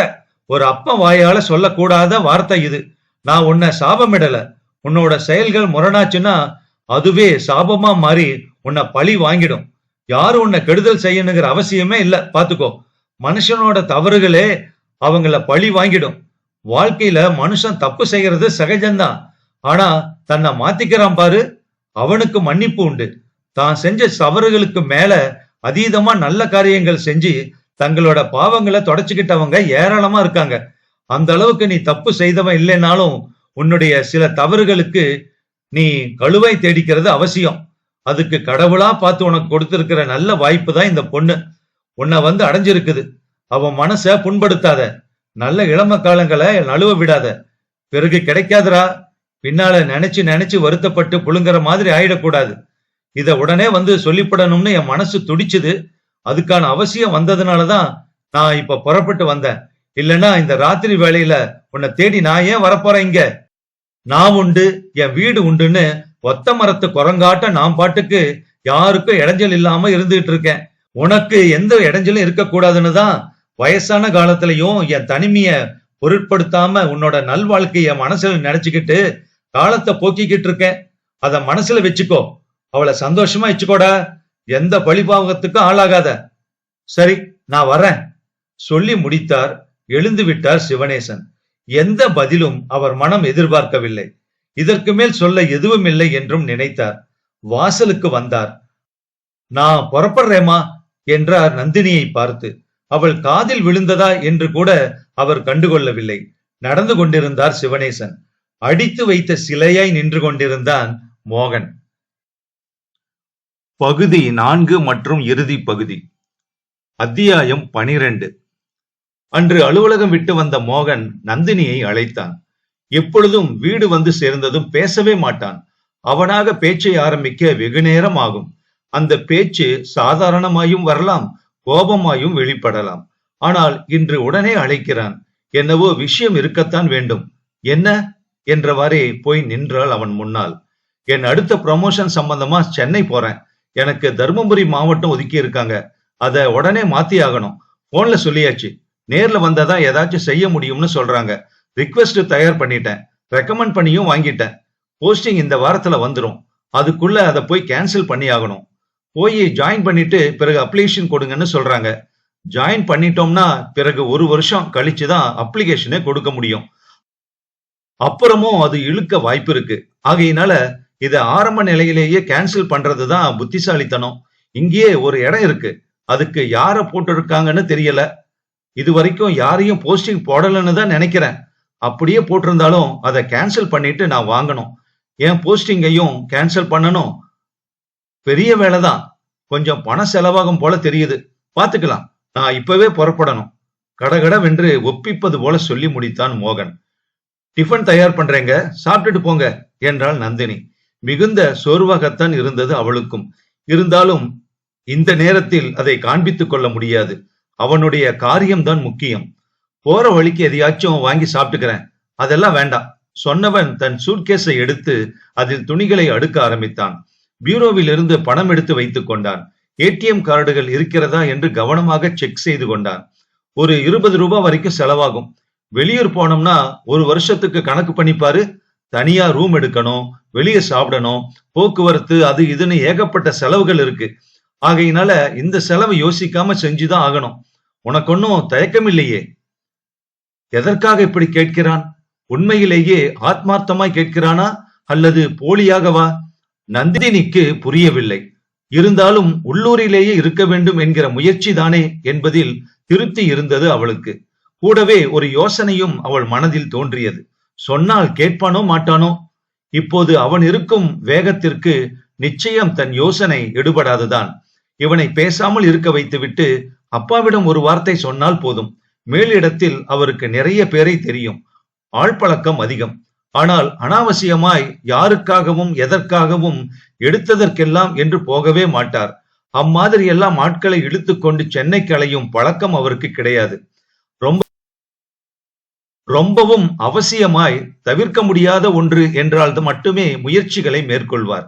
இருந்த இடத்திலேயே போனில் சொல்லி ஆட்களை அனுப்பி வைத்து காரியத்தை முடித்துவிடும் சாமர்த்தியம் அவருக்கு உண்டுதான். அப்படி பார்த்தால் கல்யாணமான புதிதில் திருச்சியிலிருந்து மாறுதல் வாங்கி கொடுத்தவரே அவர்தான். அது வெளியிலே தெரியாது. இன்று வரை தன் முயற்சியில்தான் அது நடந்தேறியது என்றே மோகன் நினைத்துக் கொண்டிருக்கிறான். அப்பா ஒரு நாள் கூட அதை வெளியே சொன்னதில்லை. இவளும் அதை சொல்லி பெருமை அடித்துக் கொண்டதில்லை. அவனின் கௌரவத்திற்கு எந்த குறைச்சலும் வந்துவிடக் கூடாது என்பதே அவளின் நோக்கமாகவும் இருந்தது என்பதுதான் காரணம் அதற்கு. இப்போது அதை சொல்லலாம் தான், கேட்பானா? இத்தனை வேகமாக கிளம்புபவன் நிற்கவா போகிறான்? முன்னமேயே ஏன் சொல்லவில்லை என்று பிறகு கேட்க நேர்ந்தால்? அப்படி கேட்பவன் அல்ல மோகன் என்ற உறுதி இருந்தது இவளுக்கு. சரி, அவர் முயற்சியிலேயே செய்யட்டும் என்றுதான் தோன்றியது. ஆனால் அப்பாவின் முயற்சி இத்தனை பணச்செலவை வைக்காது. வெறும் போக்குவரத்து என்பதோடு முடிந்து போக வாய்ப்பு உண்டு. சொன்னால் இவன் நம்புவானா? பல்வேறு விதமான யோசனைகளுக்கிடையில் எதையும் சொல்லத் தோன்றாமல் அவனை வழி அனுப்பி வைத்தாள் நந்தினி. போகும்போது மோகன் அவள் அருகில் வந்தான். அவள் கைகளை பிடித்துக் கொண்டான். தைரியமாரு, பாதுகாப்பாரு. என்ன வேணும்னா உங்க அப்பாவை கூப்பிட்டு வச்சுக்கோ. உங்க அம்மாவை போய் பார்த்துட்டு வா. 4 நாளையில திரும்பிடுவேன். உனக்காக தான் வெளியூர் போகாம இங்கே இருக்கணும்னு முயற்சி பண்றேன். ஓகே? சொல்லிவிட்டு வெளியேறினான் மோகன். அவனின் வார்த்தைகள் ஆத்மார்த்தமாய் வெளிவந்ததாக நம்பினாள் நந்தினி. அவள் கண்கள் உடனடியாக கலங்கி போனதை அவன் பார்த்தான். நெருக்கமாக அவளை அவன் அணைத்துக் கொண்ட அந்த பொழுது அவளின் வாழ்க்கையின் அழியா பொழுதுகளாய் நிலை பெற்றன. என்னவோ ஒரு இனம் புரியாத சந்தோஷம் அந்த நேரத்தில் அவள் மனதில் தோன்றியது. எதற்காக தன்னுடைய மனம் இத்தனை குதூகலப்படுகிறது என்று நினைத்து பார்த்தாள் நந்தினி. அவளுக்கு புலப்படவே இல்லை. மோகனின் அரவணைப்பின் போது கிடைத்த ஸ்பரிசம் அந்த உணர்வை ஏற்படுத்தி இருந்தது அவளுக்கு. கொஞ்ச நாட்களுக்கு பிறகு அவளுக்கு கிடைத்த ஆத்ம சுகம் அது. இடையில் ஏகப்பட்ட மன கிளேசங்கள், கலக்கங்கள், சிந்தனைகள், குழப்பங்கள் எல்லாமும் தீர்ந்து போகும் நேரம் வந்துவிட்டதாய் அந்த கணத்தில் உணர ஆரம்பித்தாள் நந்தினி. மகிழ்ச்சியோடு விடை கொடுத்தாள் அவனுக்கு. ஒருவேளை அவன் முயற்சி தோற்றுவிட்டால் அப்பாவிடம் சொல்லி காரியத்தை சாதித்து விடுவது என்று முடிவு செய்து கொண்டாள். முதலிலேயே ஏன் சொல்லல என்று அப்பா கேட்கக்கூடும். அதை சரி செய்து கொள்ளலாம். அப்பாவும் புரிந்து கொள்வார்தான். சந்தோஷத்தோடையே அன்று படுக்கைக்கு போனாள் நந்தினி. பக்கத்து வீட்டு பாட்டி ரங்கம்மாளை கூட வந்து துணைக்கு படுத்துக் கொள்ளச் சொன்னாள். ரங்கம்மா பாட்டிக்கு நெஞ்சுக்கு இதமாய் அவ்வப்போது காஃபி கொடுத்தால் போதும். ஆத்மார்த்தமாய் வாழ்த்துவாள். அவர்கள் அங்கே குடி வந்தது முதல் அவள்தான் தாயாய் அவளுக்கு துணை இருக்கிறாள். தன் தாயாரை கூட அழைத்து வந்து வைத்துக் கொள்ள முடியவில்லை. அம்மாவுக்கு முடியாதுதான். கொஞ்சம் தன் மீது அதிருப்தி வேறு. மோகன் வெளியூர் சென்ற காலங்களிலெல்லாம் இந்த பாட்டிதான் நந்தினிக்கு துணை. சொன்னால் போதும், உடனே சுருட்டி மடக்கி கொண்டு வந்து நின்று விடுவாள். இன்று இரவும் பிறகு அவன் சொன்ன 4 நாட்களும் அவள்தான் நந்தினிக்கு துணை. அப்பாவையோ அம்மாவையோ போய் அழைப்பது என்பதில் அவளுக்கு ஏனோ உடன்பாடில்லை. கூடுமான வரையில் எதற்கும் அவர்களிடம் போகாமல் காலம் கழிக்க வேண்டும் என்பதே என்றும் அவளுடைய நோக்கமாய் இருந்திருக்கிறது. பகலில் அவள் அலுவலகம் போயிருக்கும் வேளைகளில் கூட பாட்டி வீட்டை பார்த்துக் கொள்வாள். ஆனால் வீட்டை பூட்டி சாவியை கொண்டு போய் விடு என்று கூறிவிடுவாள். அருகில் தன் பேரன் வீட்டின் திண்ணையில் தான் படுத்துக் கொண்டிருப்பாள் ரங்கம்மா பாட்டி. அங்கிருந்த மேனிக்கே அவளால் கண்காணித்துக் கொள்ள முடியும். அன்று பாட்டியோடுதான் அவள் இரவு ஆரம்பித்தது. அதே சமயம் பஸ்ஸில் அருகே சரோஜா அமர்ந்திருக்க அவளோடு குதூகலமாய் பயணிக்க தயார் நிலையில் காதில் செருகிய ஏர்போனோடு பாடலை ரசித்துக் கொண்டிருந்தான் மோகன். அவன் அப்பொழுது சென்னைக்கு செல்வது சரோஜாவின் மாறுதலை ரத்து செய்து திரும்பவும் அவளுக்கு திருச்சிக்கே போஸ்டிங் பெற்று தரத்தான் என்பதை யாரும் அறிந்திருக்க வாய்ப்பில்லை. சென்னை சம்பந்தமான அவன் அலுவலக அவசர பணி ஒன்றை தானே சென்று முடித்து வருவதாகவும், கோர்ட்டில் வாய்தா உள்ள 4 கேசுகள் சம்பந்தமான கோப்புகளோடும் மிகவும் பொறுப்பாகத்தான் அவன் அந்த பயணத்தை மேற்கொண்டிருந்தான்.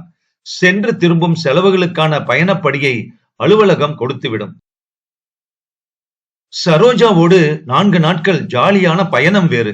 கூடவே தன்னுடைய பதவி உயர்வுக்கான உள்ளூர் போஸ்டிங்கை கையோடு வாங்கி வந்துவிடலாம் என்கிற திட்டம். பிறகு செலவில்லாமலேயே காரியத்தை முடித்து விட்டேன் என்று பெருமையாக நந்தினியிடம் சொல்லிக் கொள்ளலாம் என்கிற தெம்பு வேறு. நெருக்கமாக அமர்ந்திருந்த சரோஜா அப்போது கேட்டாள், உங்க ஒய்ஃப் கிட்ட உண்மையை சொல்லிட்டு தானே புறப்பட்டு வந்தீங்க? பாவம் அவங்க. உண்மையை சொன்னா இப்படி வர முடியுமா? என் டிரான்ஸ்பருக்காக ட்ரை பண்றதா உதார் விட்டுருக்கேன். அப்பதான் அவ நம்புவா. எல்லாம் போய் சரி பண்ணிக்கலாம். அவளுக்காக நீங்க ஏன் அலையணும்னு பிரச்சனையை ஆரம்பிச்சிருவா. அவளுக்கு இதெல்லாம் பிடிக்காது. அதனால நான் சொல்லல என்றான் மோகன். ஆனாலும் கட்டின பொண்டாடி கிட்ட பொய்யா இருக்கிறதுல உங்களுக்கு கொஞ்சம் கூட கூச்சம் இல்ல? உங்களையே நம்பி இருக்கிறவங்க அவங்க. அவங்களுக்கு நேர்மையா இருக்க வேண்டாமா நீங்க என்று பட்டென்று கேட்டாள் சரோஜா. இந்த கேள்விகளை மோகன் சற்றும் அவளிடமிருந்து எதிர்பார்க்கவில்லைதான். அதனால் பதில் சொல்லவில்லை. காரணம், அந்த கேள்விகளை கேட்க அவளுக்கு தகுதி இருக்கிறதா என்பதுதான். அவன் முகம் விகாரமாக மாறியது. அப்போது கேட்க நினைத்ததை சட்டென்று கேட்டுவிட்டது மகா தப்பு என்பதை அந்த கணத்தில் உணர்ந்து மனசுக்குள் நடுங்கித்தான் போனாள் சரோஜா. வாய்மூடி போனது அத்தோடு. வேலை மெனக்கெட்டு கிளம்பி வந்தேன் பாரு, அதனால கேக்குறியாக்கும்? நீயே போய் முயற்சி பண்ணி வாங்கிக்கோன்னு எனக்கு சொல்ல தெரியாது? இல்லன்னா ஒரு லெட்டர் எழுதி கொடுத்து இன்னார பாருன்னு சொல்ல தெரியாதா எனக்கு? ஆளே நேர்ல வந்திருக்காருன்னு செய்து முடிக்க முனைவாங்க. அதுக்காக தான் புறப்பட்டு வந்தேன். உன்னோட நாக்க தொங்க போட்டுக்கிட்டு ஊர் சுத்த இல்ல. இன்னும் அப்படியெல்லாம் வேற நினைச்சுக்கிட்டு இருக்கியா? பாவம் பொண்ணாச்சே, கல்யாணம் குடும்பம்னு ஒண்ணு இல்லாம அலையுதே. செய்து கொடுப்போம்னு பார்த்தா எனக்கே புத்தி சொல்றியா? மோகன் போட்ட போடில் கப்சிப் என்று ஆகி போனாள் சரோஜா. அதற்கு பின் சுத்தமாக பேச்சு நின்று போனது. லேசாக அவள் கண்கள் கலங்கி போனதை கண்டுவிட்டான் மோகன். மேற்கொண்டு ஒன்றும் பேசவில்லை. அந்த மௌனத்தோடேயே அவர்களின் பயணம் தொடர்ந்தது. அத்தியாயம் 13. சென்னைக்கு சென்று ஒரு போன் கூட பண்ணவில்லையே என்றும் அவனை தொடர்பு கொள்ளும் போதெல்லாம் செல்போன் எங்கேஜாகவே இருப்பதும் நந்தினியை கலங்கடிக்கத்தான் செய்தது. எப்பொழுதுமே போனால் போன இடம், வந்தால் வந்த இடம் என்றுதான் இருப்பான் மோகன். வெளியூர் சென்ற பொழுதுகளில் பத்திரமாய் வந்து சேர்ந்தேன், நீ பத்திரமாய் இரு என்று ஆதரவாய் அவனிடமிருந்து என்றும் வார்த்தைகள் வந்ததே இல்லை. அவள் மனம் அப்படி நிறைய எதிர்பார்க்கும். அன்பான வார்த்தைகளுக்காகத்தானே வாழ்க்கை, அதுதானே அரவணைப்பு என்று நினைப்பாள் அவள். அதெல்லாம் அவனுக்கு தெரியுமா, அல்லது தெரிந்தும் தெரியாதது போல் இருக்கிறானா என்ற ஐயம் வரும் அவளுக்கு. அதுவே அவளுக்கு பழக்கமாகி போய் நாலா வட்டத்தில் அவளும் அப்படியெல்லாம் அவனை பொருட்படுத்துவதில்லை என்று விட்டுவிட்டாள். எடுத்ததற்கெல்லாம் சண்டை என்று இல்லாமல் இருந்தாலே நல்ல நிம்மதியான வாழ்க்கை என்று நினைத்து ஆறுதல் பட்டு கொண்டாள் நந்தினி. ஆனால் இந்த முறை என்னவோ அவள் மனசை பிசைந்து கொண்டே இருந்தது. எப்பொழுதும் ஓரிரண்டு நாட்களில் திரும்பிவிடும் அவன் சொல்லிவிட்டு போன 4 நாட்கள் தாண்டியும் இன்னும் வராததும், எத்தனை நாட்கள் இன்னும் கூடுதலாக அங்கே இருக்க வேண்டியிருக்கும் என்பதுமான எதுவுமே யூகிக்க முடியாத பொழுதுகளாய் தன் நேரங்கள் அனாதையை கழிந்து கொண்டிருப்பதாய் உணர்ந்தாள் நந்தினி. அவன் அலுவலகத்திற்கு போன் செய்து கேட்டாள். இன்னைக்கு நாளைக்கு வந்துருவாங்கம்மா என்றுதான் பதில் கிடைத்தது. குழப்பத்தோடையேதான் அலுவலகம் சென்று மீண்டு கொண்டிருந்தாள். அவளுக்கும் வேலை தீவிரமாய் ஓடவில்லை. ஏதோ பார்த்தோம் என்கிற கணக்காய் நேரத்தை கழித்து விட்டு வந்தாள் அவள். அப்பா வேறு வந்து பார்த்து விட்டு போய்விட்டார். ஏமா முதலையே சொல்லல என்றார் அவர். எதை அவரிடம் சொல்ல வேண்டாம் என்று அவள் நினைத்திருந்தாலோ அது வாய் தவறி வந்துவிட்டது அவளிடம். மனதில் உள்ள ஆதங்கத்தை அப்பாவிடம் கொட்ட எத்தனித்த போது அதுவும் சேர்ந்து விழுந்து விட்டது. எதுக்கு இதெல்லாம் உங்க அப்பா கிட்ட சொல்ற? எனக்கா பாத்துக்க தெரியாதா? ஒவ்வொன்னுக்கும் அப்படி உங்க அப்பா கிட்ட போய் எனக்கு முடிச்சு கொடுங்க மாமான்னு கைகிட்டு நிக்க சொல்றியா? எங்க டிபார்ட்மெண்ட் அசோசியேஷன் லெவல்லயே என்னால முடிச்சுக்க முடியும். உங்க அப்பா நான் எம்எல்ஏ மினிஸ்டர்னு போயிடுவாரு. அது நடந்தாலும் நடக்கலாம், இல்லைன்னா விபரீதமாகவும் போகலாம். ஏன்னா ப்ரமோஷன் ஆர்டரை ஃபர்ஸ்ட் ஒபே பண்ணணுங்கிறது தான் ரூலே. எடுத்ததுக்கெல்லாம் மேல் லெவல்ல முயற்சி பண்ணா நாளைக்கு இந்த கவர்மெண்ட் மாறிடுச்சுன்னா என்ன பண்றது? நம்மளை போட்டு பார்க்க எத்தனை நேரம் ஆகும்? ஆகையினால பேசாம கம்முனு கெட. அவன் வார்த்தைகள் அப்படியே எதிரொலித்தன இவள் காதில். ரொம்பவும் கௌரவமான பேர்வழிதான். ஆனால் வேற்று பெண்களோடு சம்பந்தம் இல்லாமல் சுற்றும் பழக்கம் இருக்கிறதே, அதில் ஒன்றும் இந்த கௌரவம் காணவில்லையே. அது அகௌரவம் என்று ஏன் அவனுக்கு தெரியவில்லை? அந்த மகேந்திரனும் தான் இருக்கிறார். இப்படியா? இது என்ன விட முடியாத பழக்கம்? திருமணத்திற்கு பின்னேயும் மாற வேண்டாமா? வாய் திறந்து சொல்லவே முடியவில்லையே. ஏய் வாய மூடு, என்ன கண்ட்ரோல் பண்ணிக்க எனக்கு தெரியும். கூடவே கத்துனா அது உடனே தப்பாயிடுமா? நீ ஆபீஸ்ல பல ஆம்பளைங்களோட வேலை பார்க்கிற, சிரிச்சு சிரிச்சு பேசிட்டு இருக்க. உடனே நான் சந்தேகப்படுறதா? பல நாள் லேட்டா தானே வர, கேட்டா வேலை ஜாஸ்திங்கிற. எவங்கூட சுத்திட்டு வரேன்னு நான் உன்னை கேட்க எத்தனை நேரம்? உன்கிட்ட எவ்வளவு கோபப்பட்டிருக்கேன். என்னைக்காச்சும் டங் ஸ்லிப் ஆகி நான் பேசி இருக்கேனா? ஒரு சம்பவம் சொல்லு பார்க்கலாம். நம்பிக்கை தாண்டி வாழ்க்கை. நான் உன்னை பூரணமா நம்புறேன். அது போல நீயும் என்ன நம்பணும். கெட்டு சீரழிஞ்சு போறதுன்னா அதெல்லாம் என்னைக்கோ என்னை பொறுத்த வரைக்கும் நடந்திருக்கும். எத்தனையோ மோசமான சூழ்நிலையில கூட நான் திடமா இருந்திருக்கேன். எல்லாம் யாருக்காக? உனக்காக தான், அதை ஞாபகம் வச்சுக்கோ என்று கூறி மனசை பல தடவை நிறைத்திருக்கிறான் மோகன் இப்படி பேசி. பிறகு எப்படி அவனை தவறாக பார்ப்பது? எப்படி கேட்பது? கிடக்குது கழுத என்று விட்டுவிட்டாள். அவளுக்கே இந்த விஷயத்தில் அலுப்பு வந்து விட்டது. எந்த ஒன்றையும் பெரிதாக எடுத்துக்கொள்ளாத சம மனநிலை வந்துவிட்டது நந்தினிக்கு. மாப்பிள்ளைக்கு தெரியாம விசாரிக்கட்டுமாமா? இடைஞ்சல் இருந்துச்சுன்னா சரி பண்ணிடலாம். அவருக்கு செலவில்லாம முடியும் என்று விடாப்பிடியாக கேட்ட அப்பாவை தடுத்து விட்டாள் நந்தினி. அதில் ரங்கநாதனுக்கு வருத்தம்தான். தான் விவரம் சொன்னது மோகனுக்கு தெரிய வேண்டாம் என்று வேறு அவள் கேட்டுக்கொண்டதுதான் அவருக்கு இன்னும் அதிசயமாக இருந்தது. அது அவருக்குள் என்னென்னவோ கற்பனைகளை வளர்த்தது. இன்னுமா இவர்களுக்குள் சுமூக நிலை ஏற்படவில்லை என்ற கேள்வியை எழுப்பியது. மனதில் தோன்றுவதையெல்லாம் கேட்டுவிடும் வழக்கமில்லை அவருக்கு. அப்படித்தானே இத்தனை காலமும் கழிந்திருக்கிறது என்று அடக்கிக் கொண்டார். எல்லாருக்கும் எல்லா காலமும் இப்படி குழப்பத்தோடையே கழியுமா? இரக்கம் என்று ஒன்று இருந்தால் ஏற்றம் என்று ஒன்று இருந்துதானே ஆக வேண்டும். துன்பம் என்ற ஒன்று இருந்தால் இன்பம் என்ற ஒன்று ஏதேனும் ஒரு காலகட்டத்தில் வந்துதானே ஆக வேண்டும். அத்தியாயம் 14 மற்றும் இறுதி அத்தியாயம். மலை போலே வரும் சோதனை யாவும் பனி போல் நீங்கிவிடும். நம்மை வாழ விடாதவர் வந்து நம் வாசலில் வணங்கிட வைத்துவிடும். எங்கோ ஒலிக்கும் பாடல் வரிகள் அந்த குளிர் காலை பொழுதில் நந்தினியின் சிந்தனைகளை வந்து மென்மையாக நிரடத்தான் செய்தன. அப்போது அவள் அந்த மகப்பேறு மருத்துவமனையின் குளிர்சாதன படுக்கை அறைக்குள் இருந்தாள்.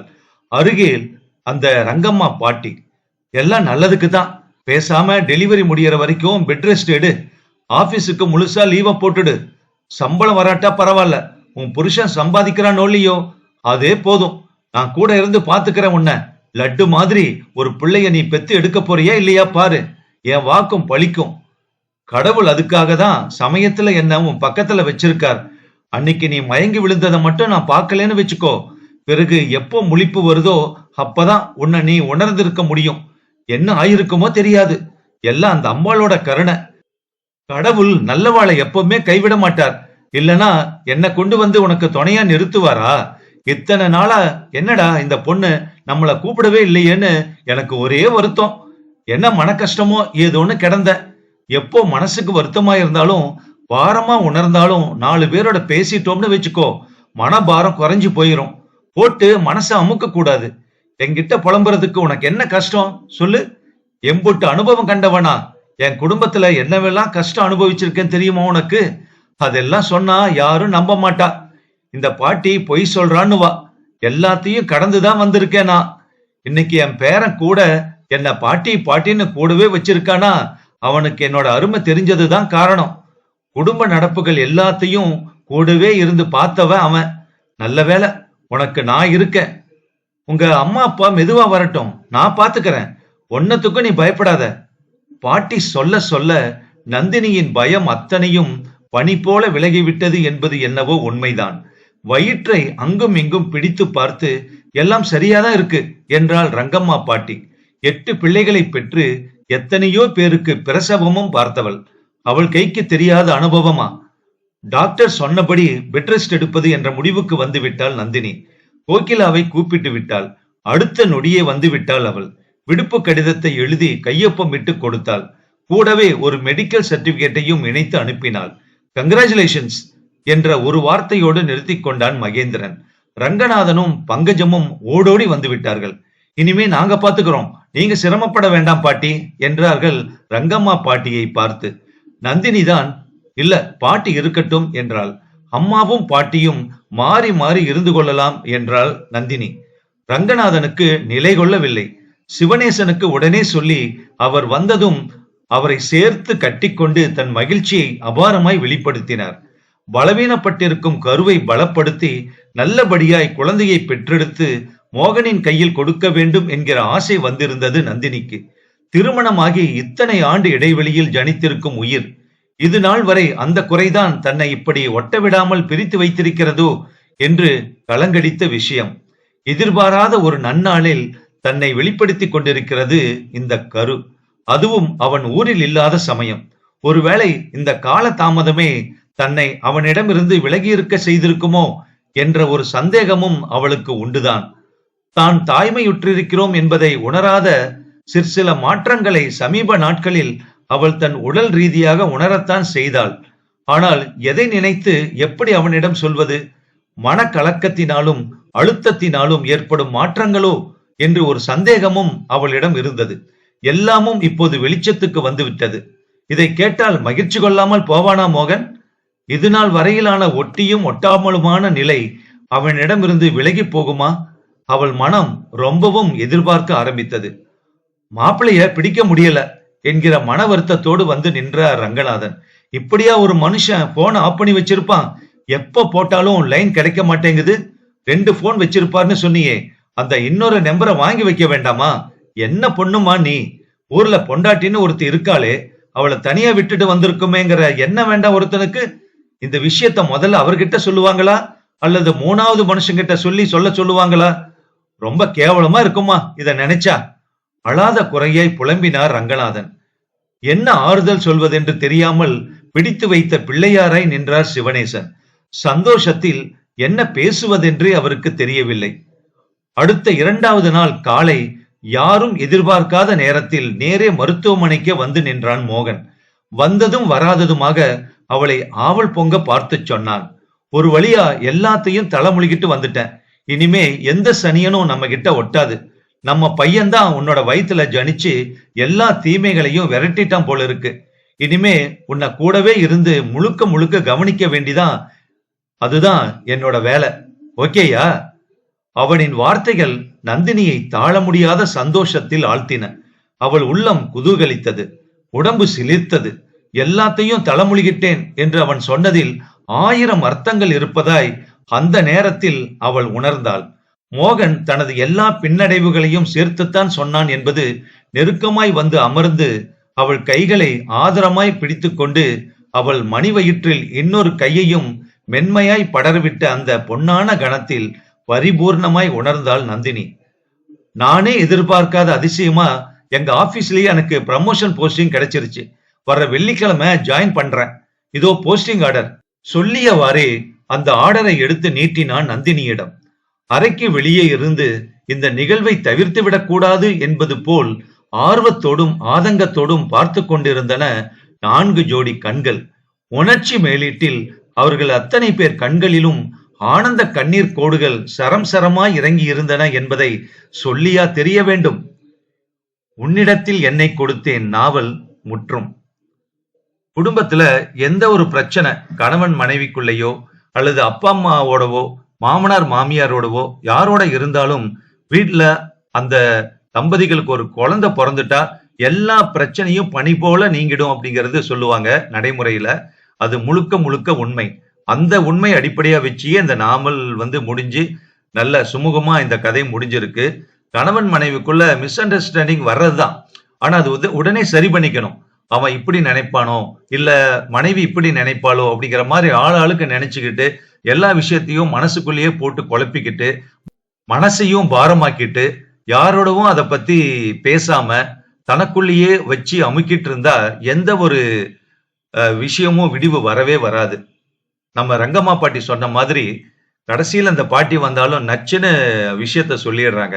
நான் எதுக்கு இருக்கேன், அனுபவப்பட்டவன் நான் இருக்கேன், என்கிட்ட பேசுறதுக்கு உனக்கு என்ன அப்படிங்கிற யதார்த்தமா கேட்கறது நல்ல விஷயமா இருக்கு. ஆனா கதை முழுக்க இருக்கக்கூடிய, அதாவது நந்தினி நினைக்கிறதாகட்டும் அல்லது மோகன் நினைக்கிறதாகட்டும் நடந்து கொள்வதாகட்டும், இது எல்லாமே ரொம்ப ரொம்ப மனசுக்கு ரொம்ப இதமா, மனசுக்கு ரொம்ப நெருக்கமா இருக்கிற மாதிரி இந்த கதை முழுக்கவே தோணுது. அதுக்காக தான் இந்த கதையை நம்ம சேனல் மூலமா கொடுத்துருக்கேன். உங்களுக்கும் பிடிச்சிருக்குன்னு நினைக்கிறேன். ஸோ இந்த கதையில உங்களுக்கு பிடிச்ச கேரக்டர் எது?